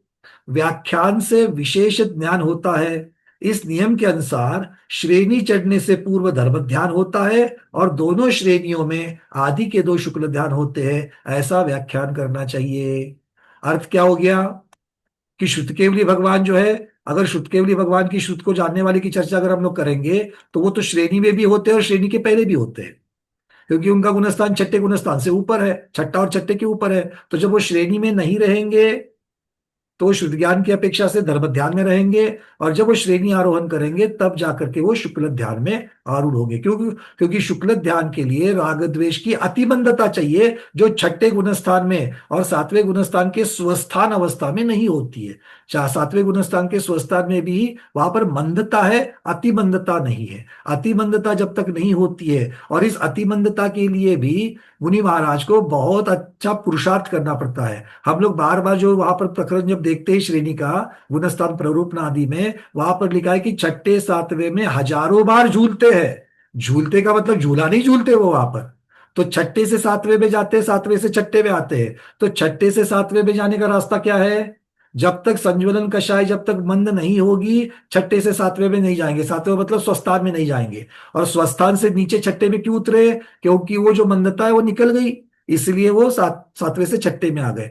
तो वो इस प्रकार से पुरुषार्थ करते करते करते अपने राग द्वेष को इस प्रकार मंद करते हैं, और अति मंदता के साथ में जब वो उसको स्थिर कर देते हैं, तब जाकर के वो सातिशय अप्रवृत्त अवस्था, सातवें गुणस्थान की जो अंतिम अवस्था है, वहां पर वो स्थिर कर देते हैं, जहां पर अध प्रवृत्तकरण होकर के फिर नए बंधने वाले कर्म के साथ में जो प्रक्रिया वहां पर सारी बताई गई है, बंधापसरण आदि वगैरह, वो वहां पर हो जाएगी। ठीक है, तो यहां पर हमें सिर्फ ये विशुद्धि की अपेक्षा देख रहे हैं, ये इस बात को हमको समझना है। तो मुख्यता से च शब्द को भी यहाँ पर वो प्रमुखता से कह रहे हैं। च शब्द के साथ साथ में धर्म ध्यान का भी समुच्चय होता है। आगे कहते हैं शेष के दो शुक्ल ध्यान केवली के होते हैं, परे केवलिना, मतलब जिसके समस्त ज्ञानावरण कर्म का जो नाश किया गया है हुआ है, जो केवल ज्ञान इनके प्रकट हो चुका है। ऐसे संयोग केवली और अयोग केवली, ये दो ही जीव, दो ही प्रकार के जीव अंत के दो अर्थात जो तीसरा और चौथा शुक्ल ध्यान है उसको वो धारण कर सकते हैं। अब इनके चारों के नाम दिए हैं। पृथक्त्व वितर्क, पृथकत्व नहीं है वो, पृथक वितर्क है। एकत्व वितर्क है। सूक्ष्म क्रिया प्रतिपाति और विपरीत क्रिया निवृत्ति। इस प्रकार से ये चार शुक्ल ध्यान कहे गए हैं। अब 40 नंबर का जो सूत्र है ये उसको योग के साथ जोड़ रहा है। 40 नंबर का जो सूत्र है वो उसको योग के साथ जोड़ रहा है। क्या है वो? त्रैक योग काय योगा योगा नाम, मतलब तीन, क्या शब्द होता है देखिए, ये चारों ध्यान है क्रम से, 3 योग वाले, 1 योग वाला, काय योग वाला और अयोगी के होते हैं। क्या क्या शब्द निकले देखो, त्रैक, त्रैक में 3 और 1 ये 2 शब्द छिपे हुए हैं। त्रि और एक, उसके बाद में काय, और काय के साथ में फिर काय योग योगा शब्द कर दिया, योगा के गा में अयोग का अ छिप गया, तो योग और अयोग ये शब्दों से योगायोग शब्द बन गया। तो इस प्रकार से हम लोग इसको समझ सकते हैं कि ये चारों ध्यान जो है वो क्रम से, मतलब पृथक वितर्क किसको, पहला शुक्ल ध्यान किसके साथ होगा, तो तीनों योगों के साथ होगा, मन वचन का तीनों योगों के साथ में होगा।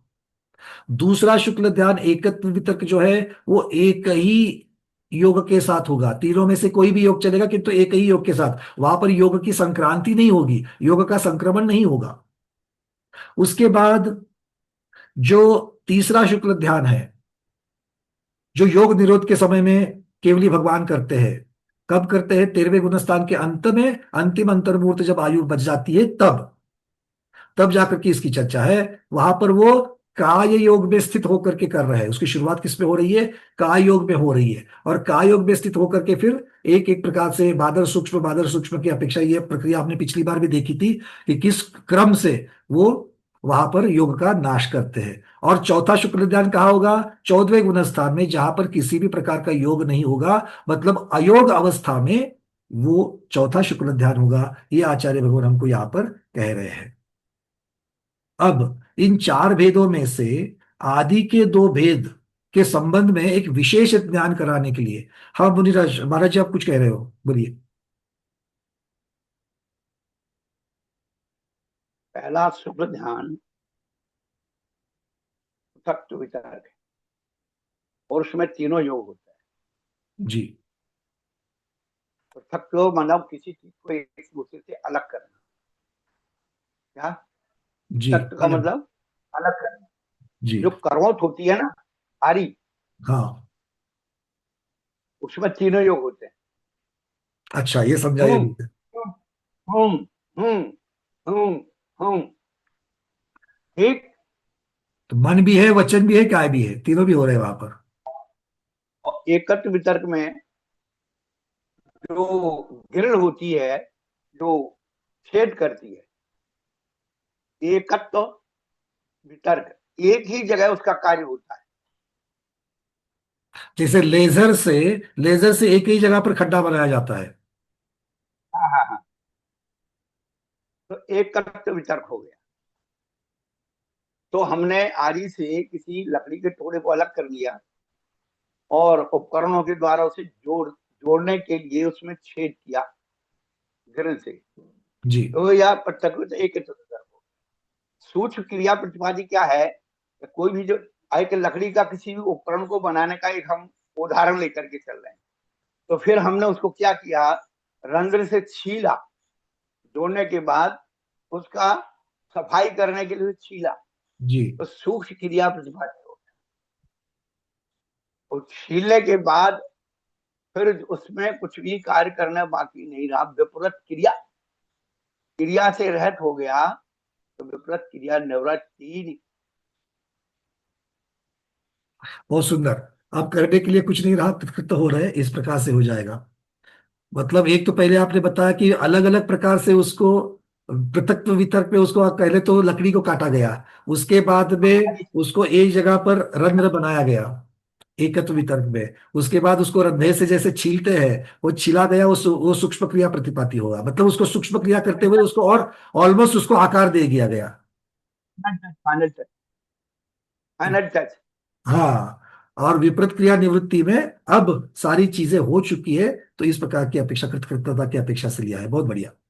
तो यहाँ पर हमको एक बात और समझनी है, शब्दों के भी अर्थ आप लोगों को शायद पता ही होंगे, किंतु इसका अर्थ भी लगा लेना है। ये वितर्क, पृथक वितर्क आ गया, एकत्व वितर्क शब्द आ गया, इसमें वितर्क शब्द अर्थ का अर्थ होता है श्रुत ज्ञान, वितर्क शब्द का अर्थ होता है श्रुत ज्ञान, और विचार शब्द का अर्थ होता है संक्रमण करना। तो संक्रमण किसमें होगा, संक्रमण पृथक वितर्क में तीनों योगों में संक्रमण होगा। अच्छा, संक्रमण सिर्फ योगों में होगा क्या, तो संक्रमण योगों में भी होगा और विषय वस्तु में भी होगा। मतलब कल जो महाराज जी ने बताया था मुनिश्री ने कि ध्यान की सामग्री, यहां पर ध्यान की सामग्री कौन सी है, ये शुक्ल ध्यान, दोनों शुक्ल ध्यान के लिए श्रुत ज्ञान ही, पहले और दूसरे शुक्ल ज्ञान के लिए ध्यान की सामग्री कौन सी है, विषय वस्तु कौन सी है, तो श्रुत ज्ञान ही है। तो श्रुत ज्ञान में भी बहुत सारे विषय होते हैं। तो श्रुत ज्ञान में जो पृथक पृथक अलग अलग अर्थ, व्यंजन, योग, इनको संक्रमित करते हुए, अब अर्थ क्या है, व्यंजन क्या है, योग क्या है, सबका संक्रमण करना है, सबके संक्रांति करना है, विचार करना है। मतलब क्या करना है, तो अर्थ में क्या है, तो चिंतन करने के योग्य जो पदार्थ है, पदार्थ में द्रव्य को छोड़ करके कभी उसकी पर्याय का ध्यान किया जा रहा है, कभी पर्याय को छोड़ करके द्रव्य की गुण की चर्चा हो रही है चिंतन में। तो इस प्रकार से द्रव्य, पर्याय, गुण, इनकी चर्चा करना, ये बदलना, द्रव्य मतलब अपने विषय को बदलना, ध्यान की सामग्री को बदलना, ये कहलाता है अर्थ संक्रमण। फिर है व्यंजन संक्रमण। व्यंजन संक्रमण में क्या आएगा, वचन को व्यंजन कह दिया, व्यंजन, वचन को क्या कह दिया, व्यंजन कह दिया। अब वचन को बदलना है, मतलब एक श्रुत वचन का आलंबन, श्रुत के इतने सारे वचन हैं, श्रुत में बहुत सारे वचन हैं, उसमें से एक विषय को ले लिया, एक श्रुत के वचन को ले लिया आलंबन लेकर के, और उसका आलंबन उसके सहारे से दूसरे श्रुत वचन पर पहुंच गए। समझ में आ रही है बातें, क्या क्या क्या चर्चा चल रही है। एक शुद्ध वचन को ले लिया, मतलब क्या है, मान लो कोई सिद्धांत का एक विषय है, उस सिद्धांत के एक विषय को ले लिया, और फिर उसके, या फिर हम लोग दो सूत्र की चर्चा कर लेते हैं, ये तो सूत्र वचन ही है। कौन से है, जैसे मारणांतिकी, सल्लेखना, जोशिता, कल इसी की चर्चा चल रही थी। तो यहां पर जोशिता, मारणांतिकी, ये शब्द के ऊपर ये विषय चल रहा है, उसकी चर्चा आप लोग कर रहे हो। और उसके साथ में अगर मुझे लग रहा है कि जीवित मरणाशंसा, सुखानुबंध, मित्रानुराग, निदानानी, ये क्या है, ये सल्लेखना के अतिचार है। विषय सल्लेखना से संबंधित है, किंतु एक सूत्र वचन को लेकर के उसके आलंबन से मैं दूसरे आलंबन पर पहुंच गया। पहले मैं क्या कर रहा था, पहले मैं मारणांतिक मतलब सल्लेखना का स्वरूप जो है, वो सल्लेखना के स्वरूप की चर्चा कर रहा था, और फिर सल्लेखना के स्वरूप की चर्चा करते करते सल्लेखना के अतिचार पर पहुंच गया। तो इस प्रकार से ये जो व्यंजन है, श्रुत वचन जो है, वो श्रुत वचन का आलंबन, मैंने एक सिर्फ उदाहरण दे दिया यहाँ पर, श्रुत के जो साक्षात श्रुत के जो वचन है उसका आलंबन, क्योंकि चर्चा यहाँ पर आगम आचार्यों के द्वारा लिखे हुए ग्रंथ की अकेली नहीं चल रही है, तो सूत्र की चर्चा चल रही है। और सूत्र किसे कहा गया है, तो गणधरों के द्वारा, केवली भगवान के द्वारा प्रतिपादित, गंधर्वों के द्वारा गंथित, ये जो है उसकी सूत्र की चर्चा चल रही है। तो जो वो सूत्र के ज्ञाता है, इसीलिए तो बात यहां पर चल रही है कि शुक्ल ध्यान में चर्चा श्रुत ज्ञान की हो रही है, किंतु सूत्र के आलंबन से हो रही है। तो सूत्र का आलंबन आने के लिए शुद्ध केवली के इतनी पात्रता होनी चाहिए, तो ये या तो वो द्रव्य शुद्ध से आएगी, नहीं तो भाव शुद्ध से आएगी। तो इस प्रकार से ये सारी चीजें यहाँ पर घटित हो रही है। तो व्यंजन को मतलब एक शुद्ध वचन का आलंबन लेकर के, सिर्फ उदाहरण के लिए मैंने आपको बता दिया कि इस प्रकार से आलंबन लिया जा सकता है। तो एक शुद्ध वचन के आलंबन से दूसरे शुद्ध वचन के आलंबन पर चले जाते हैं, ये व्यंजन संक्रांति है, व्यंजन संक्रमण है। और फिर योग का संक्रमण, मनोयोग को छोड़ करके वचन योग, वचन योग से का योग, हमारा जी, उसमें उसका जो अवलंबन होता है वो द्रव्य परमाणु और भाव परमाणु का उसका अवलंबन होता है। ये हम लोग जो करते हैं ऐसा ध्यान नहीं होता। बिल्कुल, क्योंकि अभी तो हम उसकी अनुभूति नहीं कर सकते हैं, हम तो सिर्फ ज्ञान की अपेक्षा उसकी चर्चा कर सकते हैं अभी। क्योंकि ज्ञान की अपेक्षा जब चर्चा करेंगे तो विषय को समझने के लिए जो हम, जहां तक हमारी बुद्धि पहुंचती है, उन्हीं शब्दों का आलंबन लेकर के हमको करना पड़ेगा। और साक्षात स्वरूप जो है, उसकी जो फीलिंग है बहुत सूक्ष्म है, द्रव्य परमाणु और भाव परमाणु। बिल्कुल। और वो महाराज यहाँ पर रूपातीत वाली फीलिंग नहीं आ रही है, रूपातीत तो धर्म ध्यान वाली नहीं आएगी भैया, ये तो अभी द्रव्य अवलंबन है, रूपातीत तो बिल्कुल आखिर में जाकर के होगा। तो ये वाली चर्चा जो चल रही है, तो इसीलिए इसकी अनुभूति अभी करना तो मुश्किल ही है। अपन उसके पात्री नहीं, अभी धर्म ध्यान के पात्र बिल्कुल तो बन नहीं पाए। बिल्कुल, इसीलिए हम उसको सिर्फ अभी विषय को, ज्ञान को ग्रहण कर रहे हैं, क्योंकि यही ज्ञान कल जाकर के हमारे केवल ज्ञान का बीज होगा, यही ज्ञान हमारे आगे चल करके शुद्ध ज्ञान का भी बीज होगा। तो इसीलिए भाई चर्चा क्या है, शब्दों के अर्थ क्या निकलते हैं, इन शब्दों के अर्थों को अभी हम लोग समझ ले, उसकी अनुभूति होना तो बहुत दूर की बात हो जाएगी। तो द्रव्य की सूक्ष्मता को द्रव्य परमाणु कहते हैं, और भाव की सूक्ष्मता को, पर्याय की सूक्ष्मता को भाव परमाणु कहते हैं। जी जी जी। भाव परमाणु ज्ञान से संबंध रखता है और द्रव्य परमाणु पुद्गल से संबंध रखता है। जी बिल्कुल ये बिल्कुल और ध्यान रखना। बिल्कुल बिल्कुल। परमाणु शब्द लेने से सारी चीजें पौद्गलिक नहीं होती है, भाव परमाणु ये जीव के साथ में ही लग जाएगा। अब पृथक्त्व वितर्क विचार, ये शब्द आ गया। तो पृथक्त्व में तो अलग अलग शब्द हो गए, वितर्क मतलब शुद्ध ज्ञान के आधार से होगा, और विचार मतलब बदल बदल करके होगा। तो किस किस चीज को बदला जाएगा? तीन चीजों को बदलाएंगे। पहला है अर्थ, अर्थात जिस विषय का चिंतन कर रहे हैं, द्रव्य पर्याय गुण अपेक्षा से विषय बदलना। दूसरा, एक शुद्ध वचन का आलम्बन लेकर के उसके आधार से दूसरे शुद्ध वचन के ऊपर पहुंच जाना, ये व्यंजन संक्रांति हो गई। और तीसरा, योग मन वचन और कायिन इनमें से योग बदल बदल करके इस प्रकार से ये हो जाएगा। अब ये हो गया पृथक्त्व वितर्क विचार। दूसरा है एकत्व वितर्क अविचार, उसमें अ शब्द लगा दिया। मतलब क्या है? अविचार मतलब यहां पर संक्रमण नहीं होगा, संक्रमण नहीं होगा। जैसे अभी मुनि महाराज ने बता दिया था, एक लेजर बीम जब चलती है तो इधर उधर नहीं, एक ही जगह पर चलेगी। ये दृष्टांत यहां पर ले लो। मतलब एकत्व विचार में क्या, अविचार में क्या क्या होगा कि जो शुक्ल ध्यान, अब योग की जो संक्रांति हो रही थी, योग को जो बदल बदल करके कर रहे थे, वो भी शांत हो गया। अब वो योग में से एक ही योग में स्थिर हो गए, एक योग में स्थिर हो गए। उस, अब देखो, क्योंकि पहले शुक्ल ध्यान से दूसरे शुक्ल ध्यान में अलग क्या है? दोनों का अगर देखा जाए तो दोनों का विषय वही है, शुद्ध ज्ञान ही है। फिर पहले को पहला भाग और दूसरा भाग ऐसा क्यों कहा? तो और दूसरे दोनों के गुणस्थान भी अलग है। पहला 11वें गुणस्थान तक है और दूसरा 12वें गुणस्थान में जाने के पश्चात ही है। इसका अर्थ ये हो गया, जब तक आपकी उतनी विशुद्धि नहीं बढ़ती है, विशुद्धि मतलब एकाग्रता नहीं बढ़ती है, तब तक पहले से दूसरे पे कैसे जाएंगे? ये दोनों के स्वरूप में फर्क है। और इसीलिए यहां पर कह रहे हैं कि तीन योगों में से एक योगों में स्थिरता करनी है। तीनों योगों को बदलना हो तो उस प्रकार से भी अस्थिरता हो गई, तो उसमें से भी अब एक योग में स्थिर हो गए, मतलब स्थिरता और बढ़ गई। तो इस प्रकार से तीन योगों में से किसी योग के साथ होता है। और अर्थ व्यंजन योग की संक्रमण से रहित, मतलब अब विषय भी नहीं बदलेंगे। अगर जीव द्रव्य की पर्याय का विचार चल रहा है तो जीव द्रव्य की पर्याय का ही विचार चलेगा, अब उस विषय में बदलेगा नहीं। एक श्रुत वचन का आलंबन लिया है तो एक श्रुत वचन के आलंबन से ही चलेंगे, अब दूसरे श्रुत वचन पर नहीं चलेंगे। और तीन योगों में से एक ही योग में स्थित होंगे। इस प्रकार की एकाग्रता, अग्र मतलब विषय, बाकी विषयों को भी समाप्त करते करते अब एकाग्रता बढ़ रही है। पहले शुक्ल ध्यान से दूसरे शुक्ल ध्यान में एकाग्रता बढ़ रही है। और अग्र किसे कहा था? विषय या मुख, इस शब्द को मुख पुष्पा स्वामी ने अर्थ किया था। मतलब बाकी अन्य विषयों को, अब जो अन्य विषयों में जो बदलाव हो रहे थे उनको भी बंद करके एक ही विषय के ऊपर यहाँ पर वो बिल्कुल स्थिर हो गए हैं। ये एकाग्रता बढ़ गई, ये एकाग्रता बढ़ गई, वो दूसरे शुक्ल ध्यान में एकत्व वितर्क अविचार इसमें पहुंच गए। हमारा एक योग कौन सा होगा उन्हें स्पष्ट नहीं किया। तीनों में से एक व्यक्ति है बस एक योग नहीं नहीं नहीं, आप उस बात पे चिंता कीजिए, बहुत कुछ रहस्य छुपा है सूत्र में। हाँ जी, एक योग यदि आप मानते हैं तो कौन सा मानोगे? अभी चारम द्वितीयम उन्होंने कह दिया जी, क्योंकि दूसरे तो में संक्रमण नहीं है। विचार तो हाँ, उसमें संक्रमण नहीं है, ना व्यंजन है, ना वो है योग है, ना वो है अर्थ है। अर्थ व्यंजन योग की संक्रांति समाप्त हो गई, अभी चारम हो गया। तो योग तो एक लगेगा। यदि का योग लगता है तो 13वें गुणस्थान में का योग लग रहा है। योग और तो दूसरे उसमें हाँ, और निरोध कर दिया पहले गुणस्थान में उन्होंने अर्थन में संक्रांति का अभिचारम।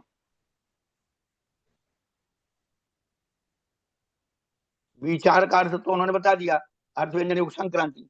अभी 44 नंबर सूत्र तो लगेगा नहीं इसमें। यहाँ पर महाराज जी सिर्फ सिर्फ उसको तीनों में से योग का आश्रय लेने की बात है, योग का निरोध की चर्चा नहीं। योग की निरोध की चर्चा तो 13वें में चलेगी। तो आप हम उसको ही सिद्ध कर रहे हैं ना भैया। हाँ, मतलब ये बात अभी इसमें सिद्ध होनी पड़ेगी, जैसा आपने बोला भाई तीन में से कौन सा लोगे। पर ऐसा तो उन्होंने किसी का निषेध नहीं किया, तो तीनों में से कोई भी हो चल सकता है, ये अर्थ निकलता है उसका।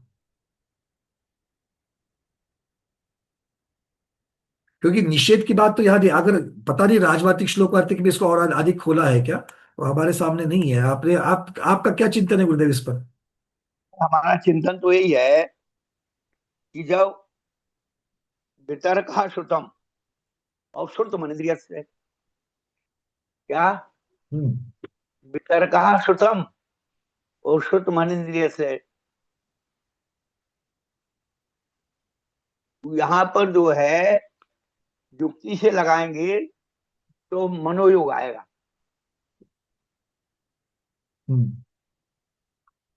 क्योंकि वो जो जब वो कर रहे हैं ना उसकी व्याख्या कि जो अर्थ व्यंजन योग संक्रांति से रहित है, निश्चल मन वाला है। क्या निश्चल मन वाला शब्द क्या लगाया मनो? उन्होंने। हाँ, पूज्यपाद भगवान ने 260 पेज पर निश्चल मान वाला है, क्षीण कसाय और बैडून मणि के समान निर्रूप है, पर ध्यान करके नहीं लौटता है, इस प्रकार उसके एकत्र वितरक ध्यान कहा है। तो निश्चल मन वाला उन्होंने खोला है,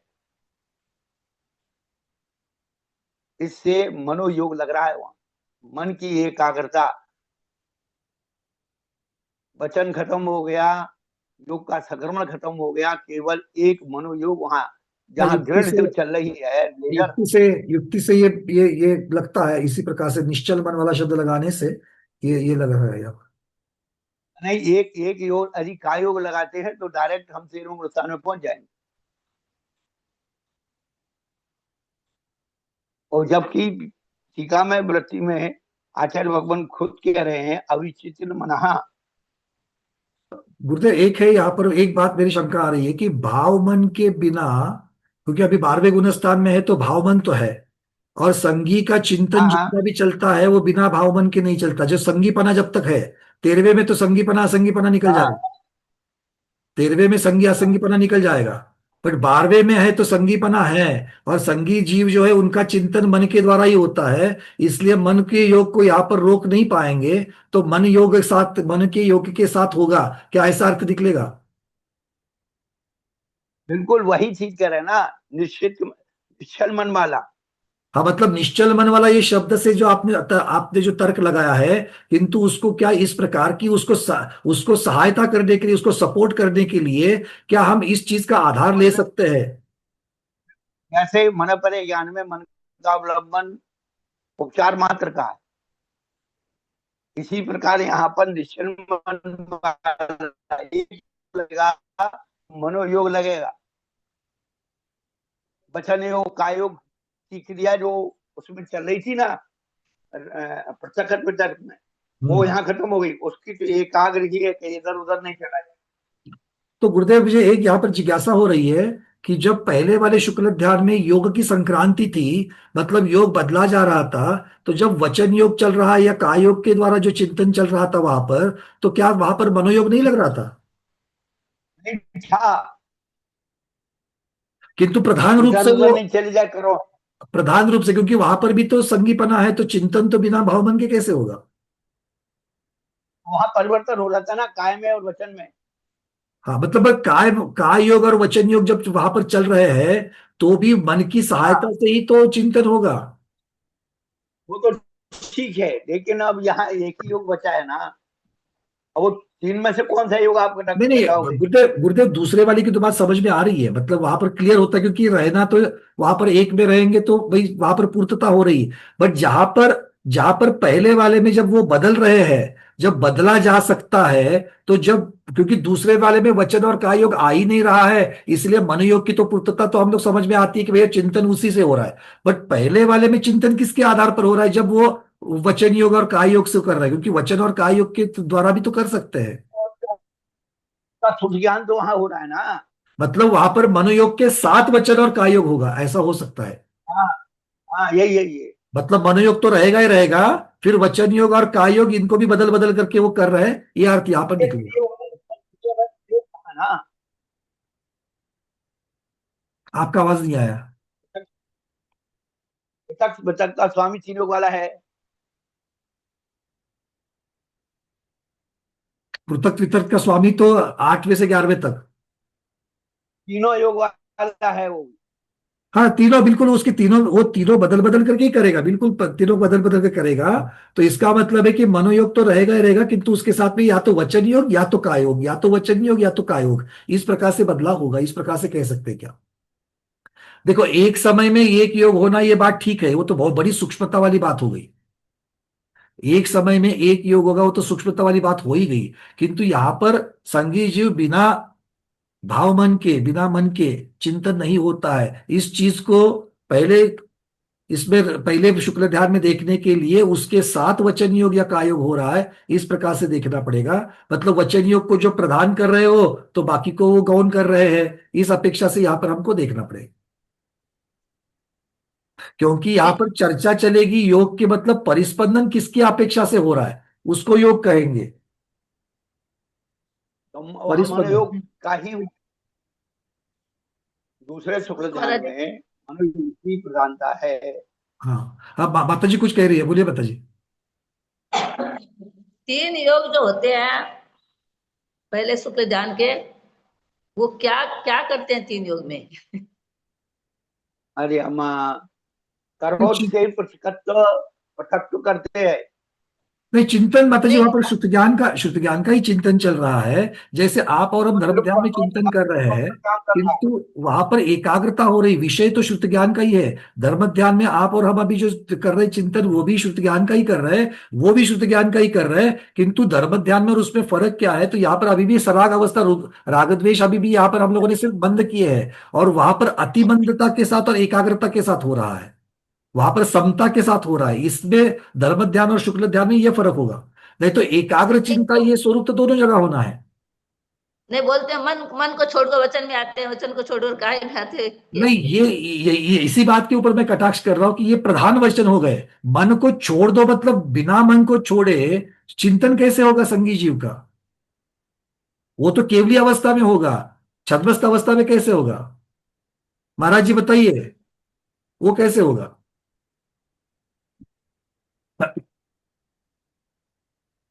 क्योंकि जीव अभी तक तो केवली नहीं हुआ है। तो भाव परमाणु, उसका विषय तो लो पहले,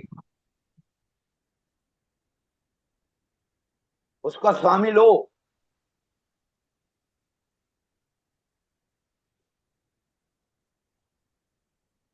अब द्रव्य की सूक्ष्मता को द्रव परमाणु कहते हैं, हाँ, एक मिनट और पर्याय की सूक्ष्मता को भाव परमाणु कहते हैं। स्वरूप भेद और स्वामी भेद करो प्रभु।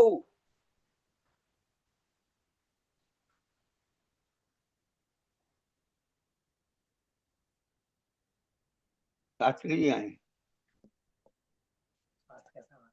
हमारे जैसा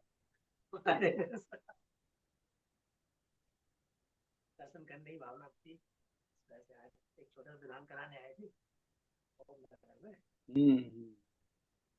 भगवान का मोक्ष करा रहा था।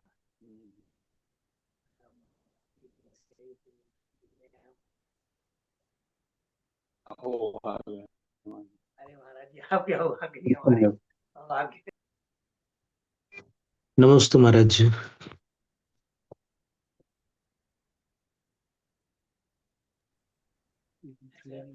नमस्ते महाराज जी। हाँ, आशीर्वाद जी। जी महाराज जी, ये सर्वार्थ सिद्धि में 9वें अध्याय का 40वां सूत्र है। हाँ हाँ हाँ, उसमें आप एक पंक्ति देख लीजिए। हाँ, उसमें लिखा है, त्रिषु योगेषु एक योगस्य एकत्व वितर्कम। 3 योगों में किसी भी एक योग वालों के एक है।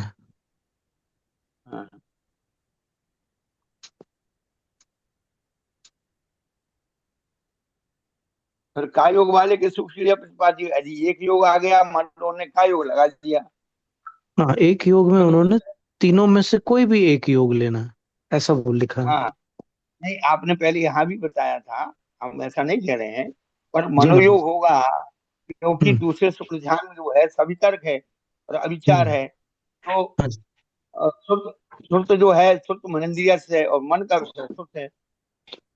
वो बिल्कुल उचित है आपकी युक्ति, लेकिन उसमें भी एक बात आती है कि वो जो ध्यान और ध्यान संतति, ऐसे हाँ, 2 शब्द दिए हैं ना, हाँ हाँ, तो वो फिर ध्यान संतति में चला जाएगा। पर यहाँ जब तो उन्होंने हाँ जी, विचार और व्यंजन योग संक्रांति सूत्र को जब आगे खोला है तो उनके विषय को खोला है, तो वहां पर जो है ये पृथक वितर्क का जो है स्वामी बताए हैं कि द्रव्य परमाणु भाव परमाणु ध्यानार्थ, माने द्रव्य परमाणु और भाव परमाणु को अवलंबन लेकर के, हाँ जी, हाँ, वह अर्थ और व्यंजन तथा काय और वचन में पृथक रूप से वाले मन के द्वारा मोहिनी कर्म की प्रक्रियाओं का उपशमन और क्षय करता हुआ पृथक वितर्क विचार शुक्ल ज्ञान को धारण करने वाला होता है। और तो अगर मन का अपन अवलंबन वैसे तो देखें, ध्यान के लक्षण की अपेक्षा देखें, तो चित्त की एकाग्रता का नाम ध्यान है, और हाँ चित्त की एकाग्रता तो मनोयोग में बनेगी, फिर शेष हाँ योगों का हाँ तो कोई उपयोग ही नहीं है। पर हाँ, वो नहीं योग, फिर वो ध्यान संतति के रूप में उसको ग्राह्य किया जा सकता है। तो फिर उन्होंने उसी आगे खोला है पुनः, जो समूल मोहिनी कर्म का दाह करना चाहता है, हाँ जी, तो अनंत गुणी विशेष होकर बहुत प्रकार की ज्ञानावरण की सारीभूत प्रक्रियाओं के बंध को रोक रहा है, जो कर्मों की स्थिति को उस ज्ञान के उपयोग से युक्त है, जो अर्थ व्यंजन और योग की संक्रांति से रहते निश्चल मन वाला है। ये मुख्य पद है क्या,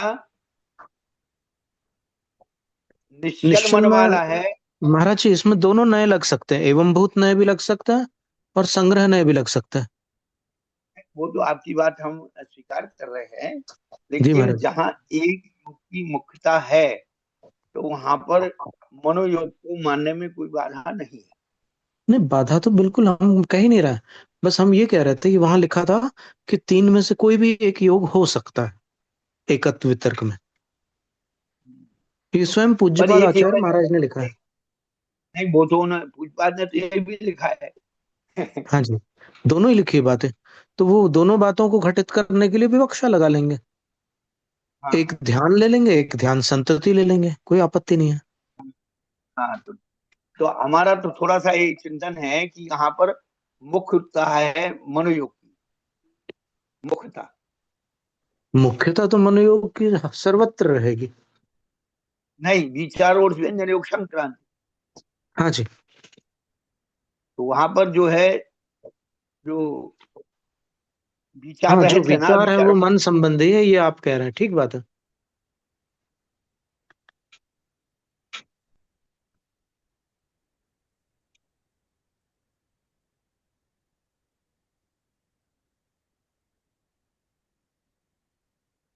और श्रुतम इंद्रियस्य का तो अर्थ सीधा सीधा है कि आगम जो है वो किसका विषय है। श्रुतम का अर्थ वहां पर सामान्य श्रुत ज्ञान नहीं है, श्रुत का अर्थ है आगम ज्ञान है, तो वो आगम ज्ञान किसका विषय है, तो वो मन का विषय है। वितर्क श्रुतम, जी हाँ, तर्कणम उन्नम वितर्कः, श्रुत ज्ञानम बिल्कुल इत्यर्थः। बिल्कुल। आचार्य वैरागिरि जी महाराज भी विराजमान हो चुके हैं। नमोस्तु भगवान, नमोस्तु नमोस्तु आचार्य श्री गुरुदेव। आज यहाँ पर अमित सागर जी महाराज भी है, अभितंजय महाराज जी भी है, और हमारे गुरुदेव ध्यान सागर जी महाराज भी आज जुड़ चुके हैं। और क्या एक बात, चर्चा चल रही है, और क्या? मुख्यतः से ये जो शुक्ल ध्यान की चर्चा है, शुक्ल ध्यान में पहला दूसरा शुक्ल ध्यान जो है, तो पहले हाँ, शुक्ल ध्यान में तो एक एक योग की संक्रांति की चर्चा है, दूसरे में नहीं है। तो दूसरे संक्रांति की जो चर्चा है उस पर अमित सागर जी महाराज ने पॉइंट ये रखा था पहले कि यहाँ पर मन के योग की मुख्यता है, बाकी योगों की नहीं है वहां पर। और गुरुदेव ध्यान सागर जी महाराज ने अब वहां पर 41 यहाँ पर जो 40 नंबर का जो सूत्र है वहां पर स्वयं कह रहे हैं पुष्पा स्वामी की तीनों में से कोई भी एक योग हो सकता है। तो इसके ऊपर थोड़ी सी चर्चा चल रही है यहाँ पर। हाँ, नहीं, बढ़िया बढ़िया बढ़िया। गुरुदेव ध्यान सागर जी महाराज, मेरी एक जिज्ञासा थी गुरुदेव, यहाँ पर एक तो ध्यान और ध्यान संतति की अगर आप कुछ विवेचना कर लेंगे तो सब स्वाध्यायों को एक थोड़ा समझ में आएगा। हाँ, करेंगे ना, करेंगे ना। ध्यान सागर जी को बोलो। जैन सा नमोस्तु आचार्य श्री, नमोस्तु हाँ, आशीर्वाद। सभी हाँ मुनिराजों को नमस्ते। हाँ, बोलिए बोलिए। ध्यान और ध्यान संतति, ये दो शब्द जो है, जैसे न आचार्य महाराज श्री ने अपनी टीका में तात्पर्य वृत्ति में दिए, और इसका अभिप्राय ये है कि ध्यान का अर्थ है साक्षात ध्यान रूप परिणति, और वो साक्षात परिणति जो रहती है वो निरंतर नहीं रहती है। बीच में जब मन कुछ आसपास के विषय का स्पर्श करता है, तो दुर्ध्यान न होने के कारण ध्यान भंग भी नहीं माना जा सकता। ठीक है। और ध्येय पर उपयोग स्थिर न होने के कारण उसको ध्यान भी नहीं कह सकते। तो वो ध्यान से ध्यानांतर जाने की जो प्रक्रिया होती है उसको वो ध्यान संतति कहते हैं। तो ये घटना अपन यहाँ पर भी सिद्धांत में भी विवक्षा से ग्रहण कर सकते हैं। अच्छा, आपका कहना है कि ध्यान संतति, एक ध्यान से दूसरे ध्यान पे जाना ध्यान संतति है। हाँ, वो बीच में जो उतना काल निकलता है ना, जिसमें एकाग्रता ने न होकर के एक विषय से विषयांतर में संक्रमण होता है, वो जो परिवर्तन हो रहा है वो ध्यान संतति है। उसमें ध्यान भंग नहीं हुआ क्योंकि आप आर्तरौद्र ध्यान में नहीं गए हैं। वो उसको ऐसा ऐसा मान सकते हैं जैसे एक नट होता है और रस्सियों पे झूलता है और एक रस्सी से दूसरी रस्सी पे संक्रमण करता है, हाँ, उसका ध्यान भंग नहीं हुआ है, भंग हो जाने से और नीचे गिर ध्यान अगर जाएगा। भंग हो जाएगा तो वो दूसरी रस्सी को नहीं पकड़ पाएगा और नीचे गिर जाएगा। हाँ, पक्की बात है जी और महाराज। अगर वो जिस प्रकार से एक नट होता है, और नट या फिर जैसे सर्कस में ऊपर ऊंचे ऊंचे झूलों पे एक रस्सी से दूसरी रस्सी पे, दूसरी रस्सी से पहली रस्सी पे, पहली से दूसरी रस्सी पे, तो इस प्रकार से उसकी जो उछल कूद होती है, वैसे उस ध्यान की ध्यान परंपरा को अपन कह सकते हैं। कह सकते हैं। तो ये गुरुदेव यहाँ पर फिर संभवतः पंचास्तिकाय में ये विषय आया हुआ है। पंचास्तिकाय की टीका में देख सकते हैं। द्रव्य परमाणु भाव परमाणु का भी विषय वहां पर उन्होंने विस्तृत किया है पंचास्तिकाय में। और धवला जी की 14 नंबर की पुस्तक में भी ध्यान का बहुत अच्छा विषय बताया गया है। 13वें में बताया हाँ, है। 13 नंबर में, धवला हाँ नंबर जी, 13 पुस्तक। हाँ हाँ हाँ। बहुत, हाँ, बहुत सुंदर बताया। गुरुदेव एक जिज्ञासा ये भी थी यहाँ पर कि जो दूसरा ध्यान है, एकत्व वितर्क जो है, उसमें जो एक एक ही उसमें जो अविचार मतलब जो संक्रमण नहीं है वहां पर, तो क्या उसमें संगी जीव की अपेक्षा से मतलब हमेशा, क्योंकि संगी जीव का जो चिंतन है वो मन के द्वारा ही चलता है, मन के साथ ही चलता है, इस चीज को क्या उसको वहां पर गौण करना है, योग के साथ कैसे लेना है गुरुदेव यहाँ पर? मतलब नहीं मतलब आप देखिए, क्या कहना चाहते हैं? संगी जीव जब तक छद्मस्त है, हाँ 12वें गुणस्थान तक पहला और दूसरा दूसरा शुक्ल ध्यान चल रहा है, तो हाँ। दूसरा शुक्ल ध्यान जो 12वें गुणस्थान में है, तो 12वें गुणस्थान में जो दूसरा शुक्ल ध्यान है वहां पर एक ही योग की मुख्यता है, मतलब एक ही योग में वहां पर वो स्थिर हो जाएंगे। तो जब एक योग में स्थिर हो जाएंगे और तीनों में से कोई भी अगर योग ले लेते हैं, मान लीजिए वचन योग में स्थिर हो गए या काय योग में स्थिर हो गए, तो क्या फिर वो मन के आलम्बन से वहां पर चिंतन नहीं होगा? क्योंकि विषय तो अभी भी श्रुत ज्ञान ही है। नहीं, विषय भले ही श्रुत ज्ञान हो, लेकिन वहां तो जो एक योग की बात बताई है, मन योग, वचन योग और काय योग, तो योग में से कोई सा भी योग हो, लेकिन विषय तो मन के माध्यम से चल ही रहा है।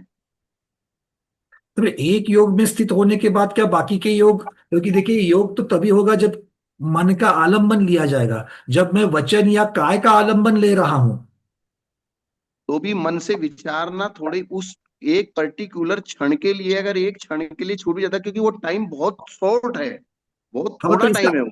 मतलब एग्जैक्टली मैं यही जानना चाहता हूँ कि यहाँ पर अर्थ हाँ। कैसा करना उसका, कि क्या हम यहाँ कहेंगे कि भाई ठीक है प्रधानता से वचन योग है, किंतु मन योग का आलंबन, मन का आलंबन तो चिंतन के लिए चाहिए चाहिए, भले कहने के लिए काय योग में स्थिर है किंतु चिंतन के लिए मन योग का, मन का भाव, मन का आलंबन चाहिए चाहिए। हाँ हाँ, ऐसा ऐसा ही लगाना पड़ेगा। ध्यान सागर जी क्या कह रहे हैं जी इस बारे महाराज जी, में? बस हम आपकी अनुमति चाहते थे। हाँ हाँ, बोलिए बोलिए। हाँ जी महाराज जी, हम ये बताना चाह रहे थे कि वस्तुतः जो ध्यान है वो योग की पर्याय न होकर ज्ञान की पर्याय है। हाँ, क्या बात है, ठीक है, तो यही वो बात मैं ज्ञान, कहना चाह रहा था। तो ये बात ज्ञान की पर्याय जो है वो रुकी नहीं है। हाँ, योग भले परिवर्तित हो रहा है लेकिन ज्ञान की पर्याय तो चालू है। वो ज्ञान की पर्याय चाहे मन योग हो, चाहे वचन योग हो और चाहे काय योग हो, तीनों योग में ज्ञान की पर्याय सेम है। बिल्कुल। और योग क्या वस्तु है? योग मन वचन काय की प्रवृत्ति नहीं है। मन वचन काय की प्रवृत्ति के पूर्व जो आत्मा में एक उद्यम होता है, धवला की पहली परिस्पंदन। पुस्तक में वो उसको प्रवृत्ति कार्य है, और वो जो उद्योग है वो योग है। पुरुषार्थ, जी, पुरुषार्थ वो को योग है, उसको योग और उस कहा है। योग में हम्म आश्रव की क्षमता है। हम्म प्रवृत्ति से आश्रव नहीं होता है, योग से आश्रव होता है। मतलब प्रवृत्ति और योग में आप क्या डिफरेंस कर रहे हैं? प्रवृत्ति कार्य है और योग कारण है। तो पहले योग से वचन क्या? योग होगा, उसके हाँ, बाद वचन रूप प्रवृत्ति होगी। हम्म। तो योग की जो प्रवृत्ति हुई उसका कार्य क्या हुआ? योग की प्रवृत्ति नहीं हुई, योग प्रवृत्ति में साधक बना। तो वाइब्रेशन होना ये प्रवृत्ति नहीं है, आपका कहना है? नहीं, वाइब्रेशंस तो अ, उस उद्यम से हो रहे हैं। हाँ, तो वाइब्रेशन जो पुरुषार्थ किया है, हम मन से सोचने का पुरुषार्थ कर रहे हैं या वचन को बोलने का पुरुषार्थ कर रहे हैं, ऐसा? मन में कुछ भी सोचना है अपने को, उसके हम्म पहले एक उद्यम होगा, वो हम्म मनोयोग है। हम्म वचन से अपने को कुछ भी बोलना है, उसके पहले जो उद्यम होगा वो वचन योग है। मतलब एक तरीके से पूर्व तैयारी। बिल्कुल ठीक है। पूर्व में जो तैयारी की है, उस तैयारी को, उस पुरुषार्थ को, जैसे हम उठने से पहले एक उठने का पुरुषार्थ करते हैं, बिल्कुल ठीक कहा। बैठने से पहले तैयारी एक का बैठने नाम का पुरुषार्थ करते हैं, जी महाराज, जी महाराज जी। बोलने के पहले एक बोलने का पुरुषार्थ करते हैं। बिल्कुल। हाँ, मैं तैयार हूं भैया, मैं बोलना चालू कर रहा हूँ, तो उससे एकदम से जो वाइब्रेशन चालू हो जाएगा। हम्म। बोलने पर ही इसी वाइब्रेशन तैयारी होगा, ऐसा का नहीं, नाम ही संतति है प्रभु। बोलने से पहले भी वाइब्रेशन हो जाएगा। पक्की बात है। ये आप कहना चाह रहे हैं? इसी तैयारी का नाम ही संतति है।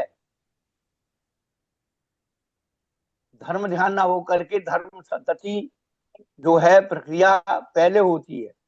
हम्म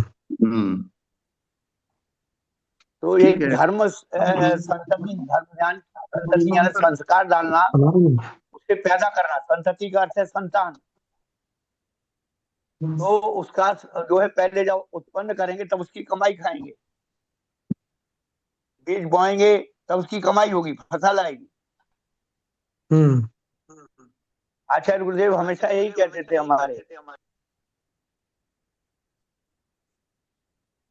कि वर्तमान जी महाराज। में धर्म ध्यान नहीं होता है, धर्म संतति होती है।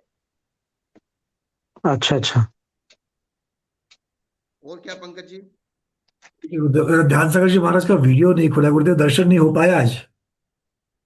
नहीं, वो अब दर्शन अभी नहीं करेंगे, अच्छा ठीक हम दर्शन नहीं करेंगे।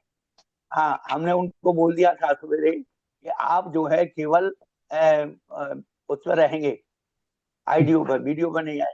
है। दर्शन हमारे वंचित रह रहे सब स्वाध्याय गुरुदेव के। नहीं, जब तक हमारा आदेश नहीं है तब तक वो सर आप वैसे ही उनको हमने उपयोग में लगा दिया है कि हमारी बात को सुने और उसका जवाब दें। चलिए, स्वास्थ्य संबंधी थोड़ा सा उनका विकल्प है। हम तो भाई भावना यही बात है, भूयात शीघ्र दर्शनम, भूयात शीघ्र दर्शन, भूयात नहीं, ठीक दर्शन होंगे, पर अभी उनको तो अस्वस्थ। किसी मुद्रा में है, क्योंकि अस्वस्थ है तो शरीर को थोड़ा विराम मिलना चाहिए। ठीक है ठीक है। और उपयोग परिवर्तन के लिए कि हम लोगों से जुड़ जाएंगे शब्द से, भाषा से, तो थोड़ा उपयोग परिवर्तन होगा, इसीलिए हमने उनको संकेत कर दिया था। जी। और कुछ पूछ लीजिए। तो नहीं गुरुदेव, यही चर्चा चल रही थी आज, तो अब समय तो हमारा पूरा हो चुका था, बट यही चर्चा को बहुत अच्छी तरीके से ये सूक्ष्मता में चली गई और काफी चीजें अच्छी उजागर भी हुई। इसको आगे बढ़ाएगा। अब तो भगवती आराधना का समय। कल का जो प्रश्न था शायद आपका समाधि वाला, नहीं, हाँ, ये वाली चर्चा भी कर सकते हैं। हाँ, उसको चर्चा को ले लीजिए। जो कल जो बात रखी थी, जो अमित सागर जी महाराज ने एक बात को उजागर किया था गुरुदेव, ध्यान सागर जी महाराज के समक्ष में रखना चाहता हूँ इस चीज को, कि कल ये बात चली थी कि पूजपाद स्वामी ने एक जगह पर, जहां पर मारणांतिकी सल्लेखना जोशिता ये जो सूत्र है, वहां पर उन्होंने जो मरण की चर्चा की है, मरण की जो परिभाषा वहां पर बनाई है, उसमें 9 प्राणों का ही जिक्र किया है। मेरे ख्याल से गाथा क्रमांक 37 है, मैं जस्ट पढ़ लेता हूँ यहाँ पर पहले। सातवें अध्याय का 22वां सूत्र। 7वें का 22वां। तो उसमें उन्होंने श्वासोश्वास को नहीं रखा है।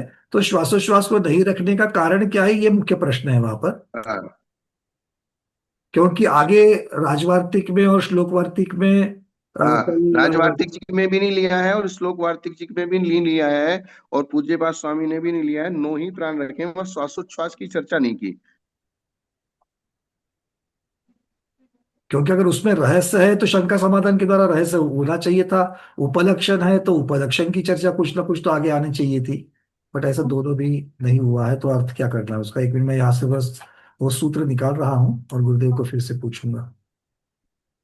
ध्यान सागर जी इस बारे में क्या कहना चाहते हैं? नहीं, मेरे महाराज जी, इसमें जो पंक्ति लिखी हुई है वो ये है कि स्वपरिणामोपात्तस्य, अपने परिणाम से उपात्त अर्थात स्वीकृत, आयुषः, आयु का, इंद्रियाणाम, इंद्रियों का, बलानांच, और बलों का, कारणवशात संक्षयो मरणम, कारणवश संक्षय हो जाना मरण है। तो इसमें जो च शब्द है उससे श्वासोच्छ्वास को लेने में क्या आपत्ति है? यही पंकज जी, यही मैं कल कह रहा था कि इसको कहीं ना कहीं हमको उपलक्षण से या इस प्रकार से लेना पड़ेगा, क्योंकि इसको छोड़ना नहीं चाहते। क्योंकि अगर छोड़ना होता तो आचार्य को कहीं ना कहीं इसका समाधान करना होता। पर गुरुदेव बात तो ठीक है, मतलब ये बात बिल्कुल सीधे सीधे उतर रही है कि ये उपलक्षण च से ले सकते हैं। फिर इस प्रकार की चर्चा राजवार्तिक श्लोक वार्तिक में ना करके उन्होंने आविची मरण और तद्भव मरण, इसकी चर्चा वहां पर क्यों कही है? तो वो अलग सब्जेक्ट हो गया। वो तो मरण के भेद हो गए। यहाँ पर इंद्रियों के साथ 3 बल का संबंध है, श्वास का नहीं है। क्योंकि कल अमित सागर जी महाराज ने यही बात उठाई थी कि उन्होंने बोला कि ये आविची मरण और तद्भव मरण की अपेक्षा से वर्णन है। तद्भव मरण का उन्होंने अंत में दिया ना, अंते पदग्रहणम तद्भव मरणम।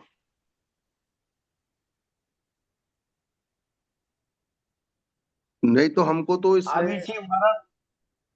आविची मरण निरंतर हो रहा है, देखने में आ रहा है, हम लोगों को अनुभव में आ रहा है।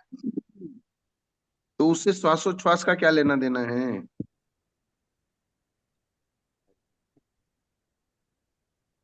चलो ठीक है। क्योंकि पूजपा स्वामी ने आविची मरण वगैरह शब्द की वो चर्चा उस लाइन पर नहीं बनाई है जो आगे टीकाकारों ने की है, इसीलिए उसके साथ में उसका संबंध जुड़ रहा है। तद्भव मरण कहा है भैया, मरण के 2 भेद है, आविची मरण तद्भव मरण। आप कुछ भेद कर लो महाराज जी। बिल्कुल गुरुदेव सही बात है कि तो आपने जो बात कही है वो भी बिल्कुल उसी के ऊपर हम लोग चर्चा कर रहे हैं। क्योंकि जो वहां पर आप सिर्फ श्वासोश्वास को आविची मरण के साथ में जोड़ोगे तो फिर आयु भी तो आविची मरण के साथ में जुड़ रही है। क्योंकि प्रति समय तो आयु भी, प्रति समय आयु भी तो हो रही है। आयु की निषेक उदीर्णा होती है और आयु जो है अपने अनुभव में नहीं आ रही है। श्वासोच्छ्वास को हम फील करते हैं, बिल्कुल। इंद्रियां पुष्ट भी होती हैं, इंद्रियां शिथिल भी होती है, मन वचन काया का भी वो जो है अभी लग रहा है बिल्कुल ठीक है, पर मान पड़ी हिसाब किताब। लग जी का क्या कहना है इसमें? नहीं, हमारा ये कहना था कि स्वामी जी क्या शब्द है कि केवल मन वचन काय को जोड़ने के लिए दिया है, श्वासोच्छ्वास को नहीं। हाँ, 1 मिनट बोलेंगे शुल्लक जी क्या कहना चाहते हैं? जी महाराज जी, हम यही कहना चाहते हैं कि यहाँ पर मरण की मीमांसा चल रही है। मरण की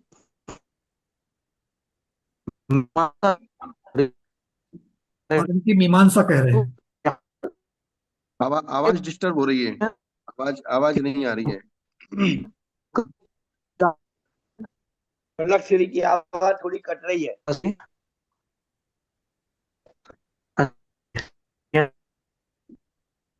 आवाज नेटवर्क का प्रॉब्लम हो रहा है शायद।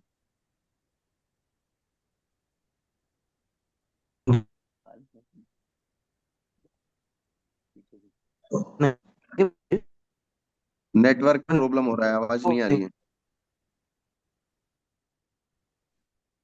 वहां कोई होंगे भैया जी तो वो थोड़ा सा ध्यान दें।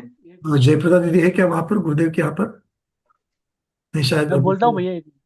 हाँ हाँ, देखिए जरा। शायद वो लॉग आउट करके लॉग इन करेंगे वापस। हाँ हाँ।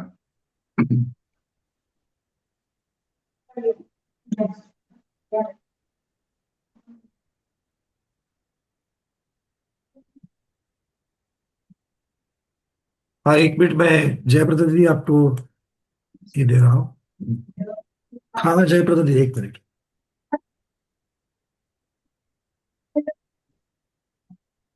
JAYP। प्राणों का जो क्षय है हाँ वो अनुभव गम्य है कि नहीं है, ये विवक्षित नहीं है। मरण में प्राणों का क्षय विवक्षित है। मरण इज प्राणों का क्षय।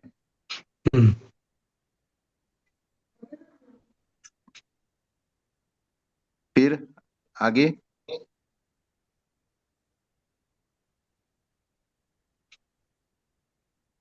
तो अंत ग्रहण, अब इसमें क्या अंत शब्द जो लिया है मारणांतिकीम, तो मरणांत में जो अंत शब्द है, मरण के अंत में होने वाली, उसको ले रहे हैं, उसको कह रहे हैं मरण रूप अंत। तो अंत ग्रहणम तद्भव मरण प्रतिपत्त्यर्थम। तो अब इसमें पूज्यपाद आचार्य महाराज कह रहे हैं कि मरण के भले ही अनेक भेद बताए हों शास्त्रों में, लेकिन यहाँ पर जो विवक्षित मरण है वो तद्भव मरण है। मरणमंतो मरणांत, मतलब उस पूरी पर्याय का नाश हो जाना। बस मरण रूप जो अंत है उसका नाम मरणांत है। और सब प्रयोजनमस्येति मारणांतिकी। और वो मरण अनेक कारणों से हो सकता है। हाँ बिल्कुल, कारणवशात लिख ही दिया आयु का उसमें। क्षय है। उसमें कारणवशात लिखा ही हुआ है। मुख्य कारण तो आयु का क्षय है। हाँ। और बाकी के जो 9 प्राण हैं वे सभी अगर आयु क्षय तक, जिससे आयु की उदीर्णा हो जाए, उस स्पीड से उस पे चोट लगे तो आयु की उदीर्णा होगी तो मरण होगा। और अगर वे प्राणों के ऊपर कम चोट लगी है या कम एक देश उनका घात हुआ है तो जरूरी नहीं है कि मरण उपस्थित हो जाए। जी हाँ। जैसे श्वासोच्छ्वास भी जरूरी नहीं है कोई श्वासोच्छ्वास की साधना करके उसको भी रोक लेता है। तो श्वासोच्छ्वास के घात से भी निश्चित रूप से मरण हो जाए, श्वासोच्छ्वास भी, श्वासोच्छ्वास का विघात भी मरण का अविनाभावी संबंध नहीं है। आयु कर्म का नाश हो जाना मरण का अविनाभावी संबंध है। हाँ जी। आयु कर्म का अगर नाश हो गया तो चाहे 10 के 10 प्राण सुरक्षित हैं तो भी वो मरेगा। और अगर वे 9 प्राण में सारे असुरक्षित भी हो जाएं कथनचित, और फिर भी आयु प्राण बाकी है, फिर भी वो कथनचित जिंदा रह सकता है। ठीक है, ऐसा ही है ना? जी हाँ। हाँ, तो इस और श्लोक वार्तिक जी में एक शब्द और आया है कि श्वासोच्छ्वास आदि का निरोध, टीका में। इसका मतलब उन्होंने श्वासोच्छ्वास को भी लिया है हमारे हिसाब से। हाँ जी। अच्छा वहां अच्छा, श्वासोच्छ्वास को उन्होंने छोड़ा नहीं है। ठीक ठीक ठीक, वो च शब्द से उन्होंने ले लिया है। हाँ हाँ, ये महत्व की बात हो गई। हाँ, क्योंकि श्लोक वार्तिक कल मैंने पंकज जी के सामने श्लोक वार्तिक की टीका पढ़ी थी। हाँ, शाम को वही होगा था। शाम को अपन ने देखी थी, राजवार्तिक भी देखा, श्लोक वार्तिक भी देखा और पूज्यपाद आचार्य की भी देखा। तो मैंने यही समझने की कोशिश की कि ये उपलक्षण से यहाँ इसको छोड़ा नहीं जा, अगर छोड़ा होता तो विशेष रूप से कोई ना कोई शंका समाधान चर्चा जरूर करते कि भाई हमने इसको श्वासोच्छ्वास को यहाँ पे क्यों छोड़ा है। हाँ, इतने महत्व की बात को वो फिर उस पे मौन ऐसे नहीं रह सकते थे। अधूरा नहीं रख सकते थे। पक्की बात। यहाँ पर जो आचार्य अंत ग्रहण से तद्भव मरण प्रत्यर्थम ये कह रहे हैं। ठीक है, तद्भव मरण में कोई दिक्कत नहीं है। तद्भव मरण का अर्थ ये हो गया कि बाकी मरणों को यहाँ पर प्रधान नहीं कर रहे हैं। हाँ, मतलब उस आविची मरण है, प्रतिक्षण होने वाला मरण है, वो वाले मरण को यहाँ प्रदान नहीं किया है। तद्भव मरण को यहाँ पे प्रदान किया है, क्योंकि आयु के अंत में, यानी कि एक पर्याय को छोड़ के दूसरी पर्याय तक जाना, ऐसा। और अमित सागर जी इसमें कुछ कह सकते हो तो? अब भाई अपना तो इतना ही समझ में आ रहा है कि ये तद्भव मरण का उन्होंने कहा है, आविची मरण को जो हमें प्रत्यक्ष अनुभव में आता है, देखते हैं। क्योंकि वहां तो सिर्फ टीका में तद्भव मरण और आविची मरण, ये दो प्रकार के मरण के भेद बताए हैं। और यहाँ जो मरणांतिकिम संलेखना जो था, उसमें मरण के अंत में यानी कि भव के अंत में होने वाला तद्भव मरण की यहाँ विवक्षा है। इतनी सी बात समझ में आती है। हाँ बस आविची मरण को अभी उन्होंने, हाँ, आविची मरण का यहाँ कोई प्रकरण नहीं है। ठीक है ना चुल्लक जी, यही यही है ना? हाँ जी, आविची मरण के लिए संलेखना की कोई आवश्यकता ही नहीं है। आविची मरण तो हर क्षण हो रहा है, उसके लिए संलेखना की इतनी सी बात। और उसके लिए अगर संलेखना की आवश्यक, तो हर समय सावधान रहिए, वही संलेखना है। पांच की संलेखना बोली, काय और कषाय की संलेखना। ये चीज है। चलिए, और पंकज जी हो गया ना ये? ठीक है गुरुदेव। नमस्ते महाराज, नमस्ते नमस्ते नमस्ते। अच्छा ठीक है। इच्छाकार इच्छाकार गुरुदेव इच्छाकार। हाँ, आशीर्वाद।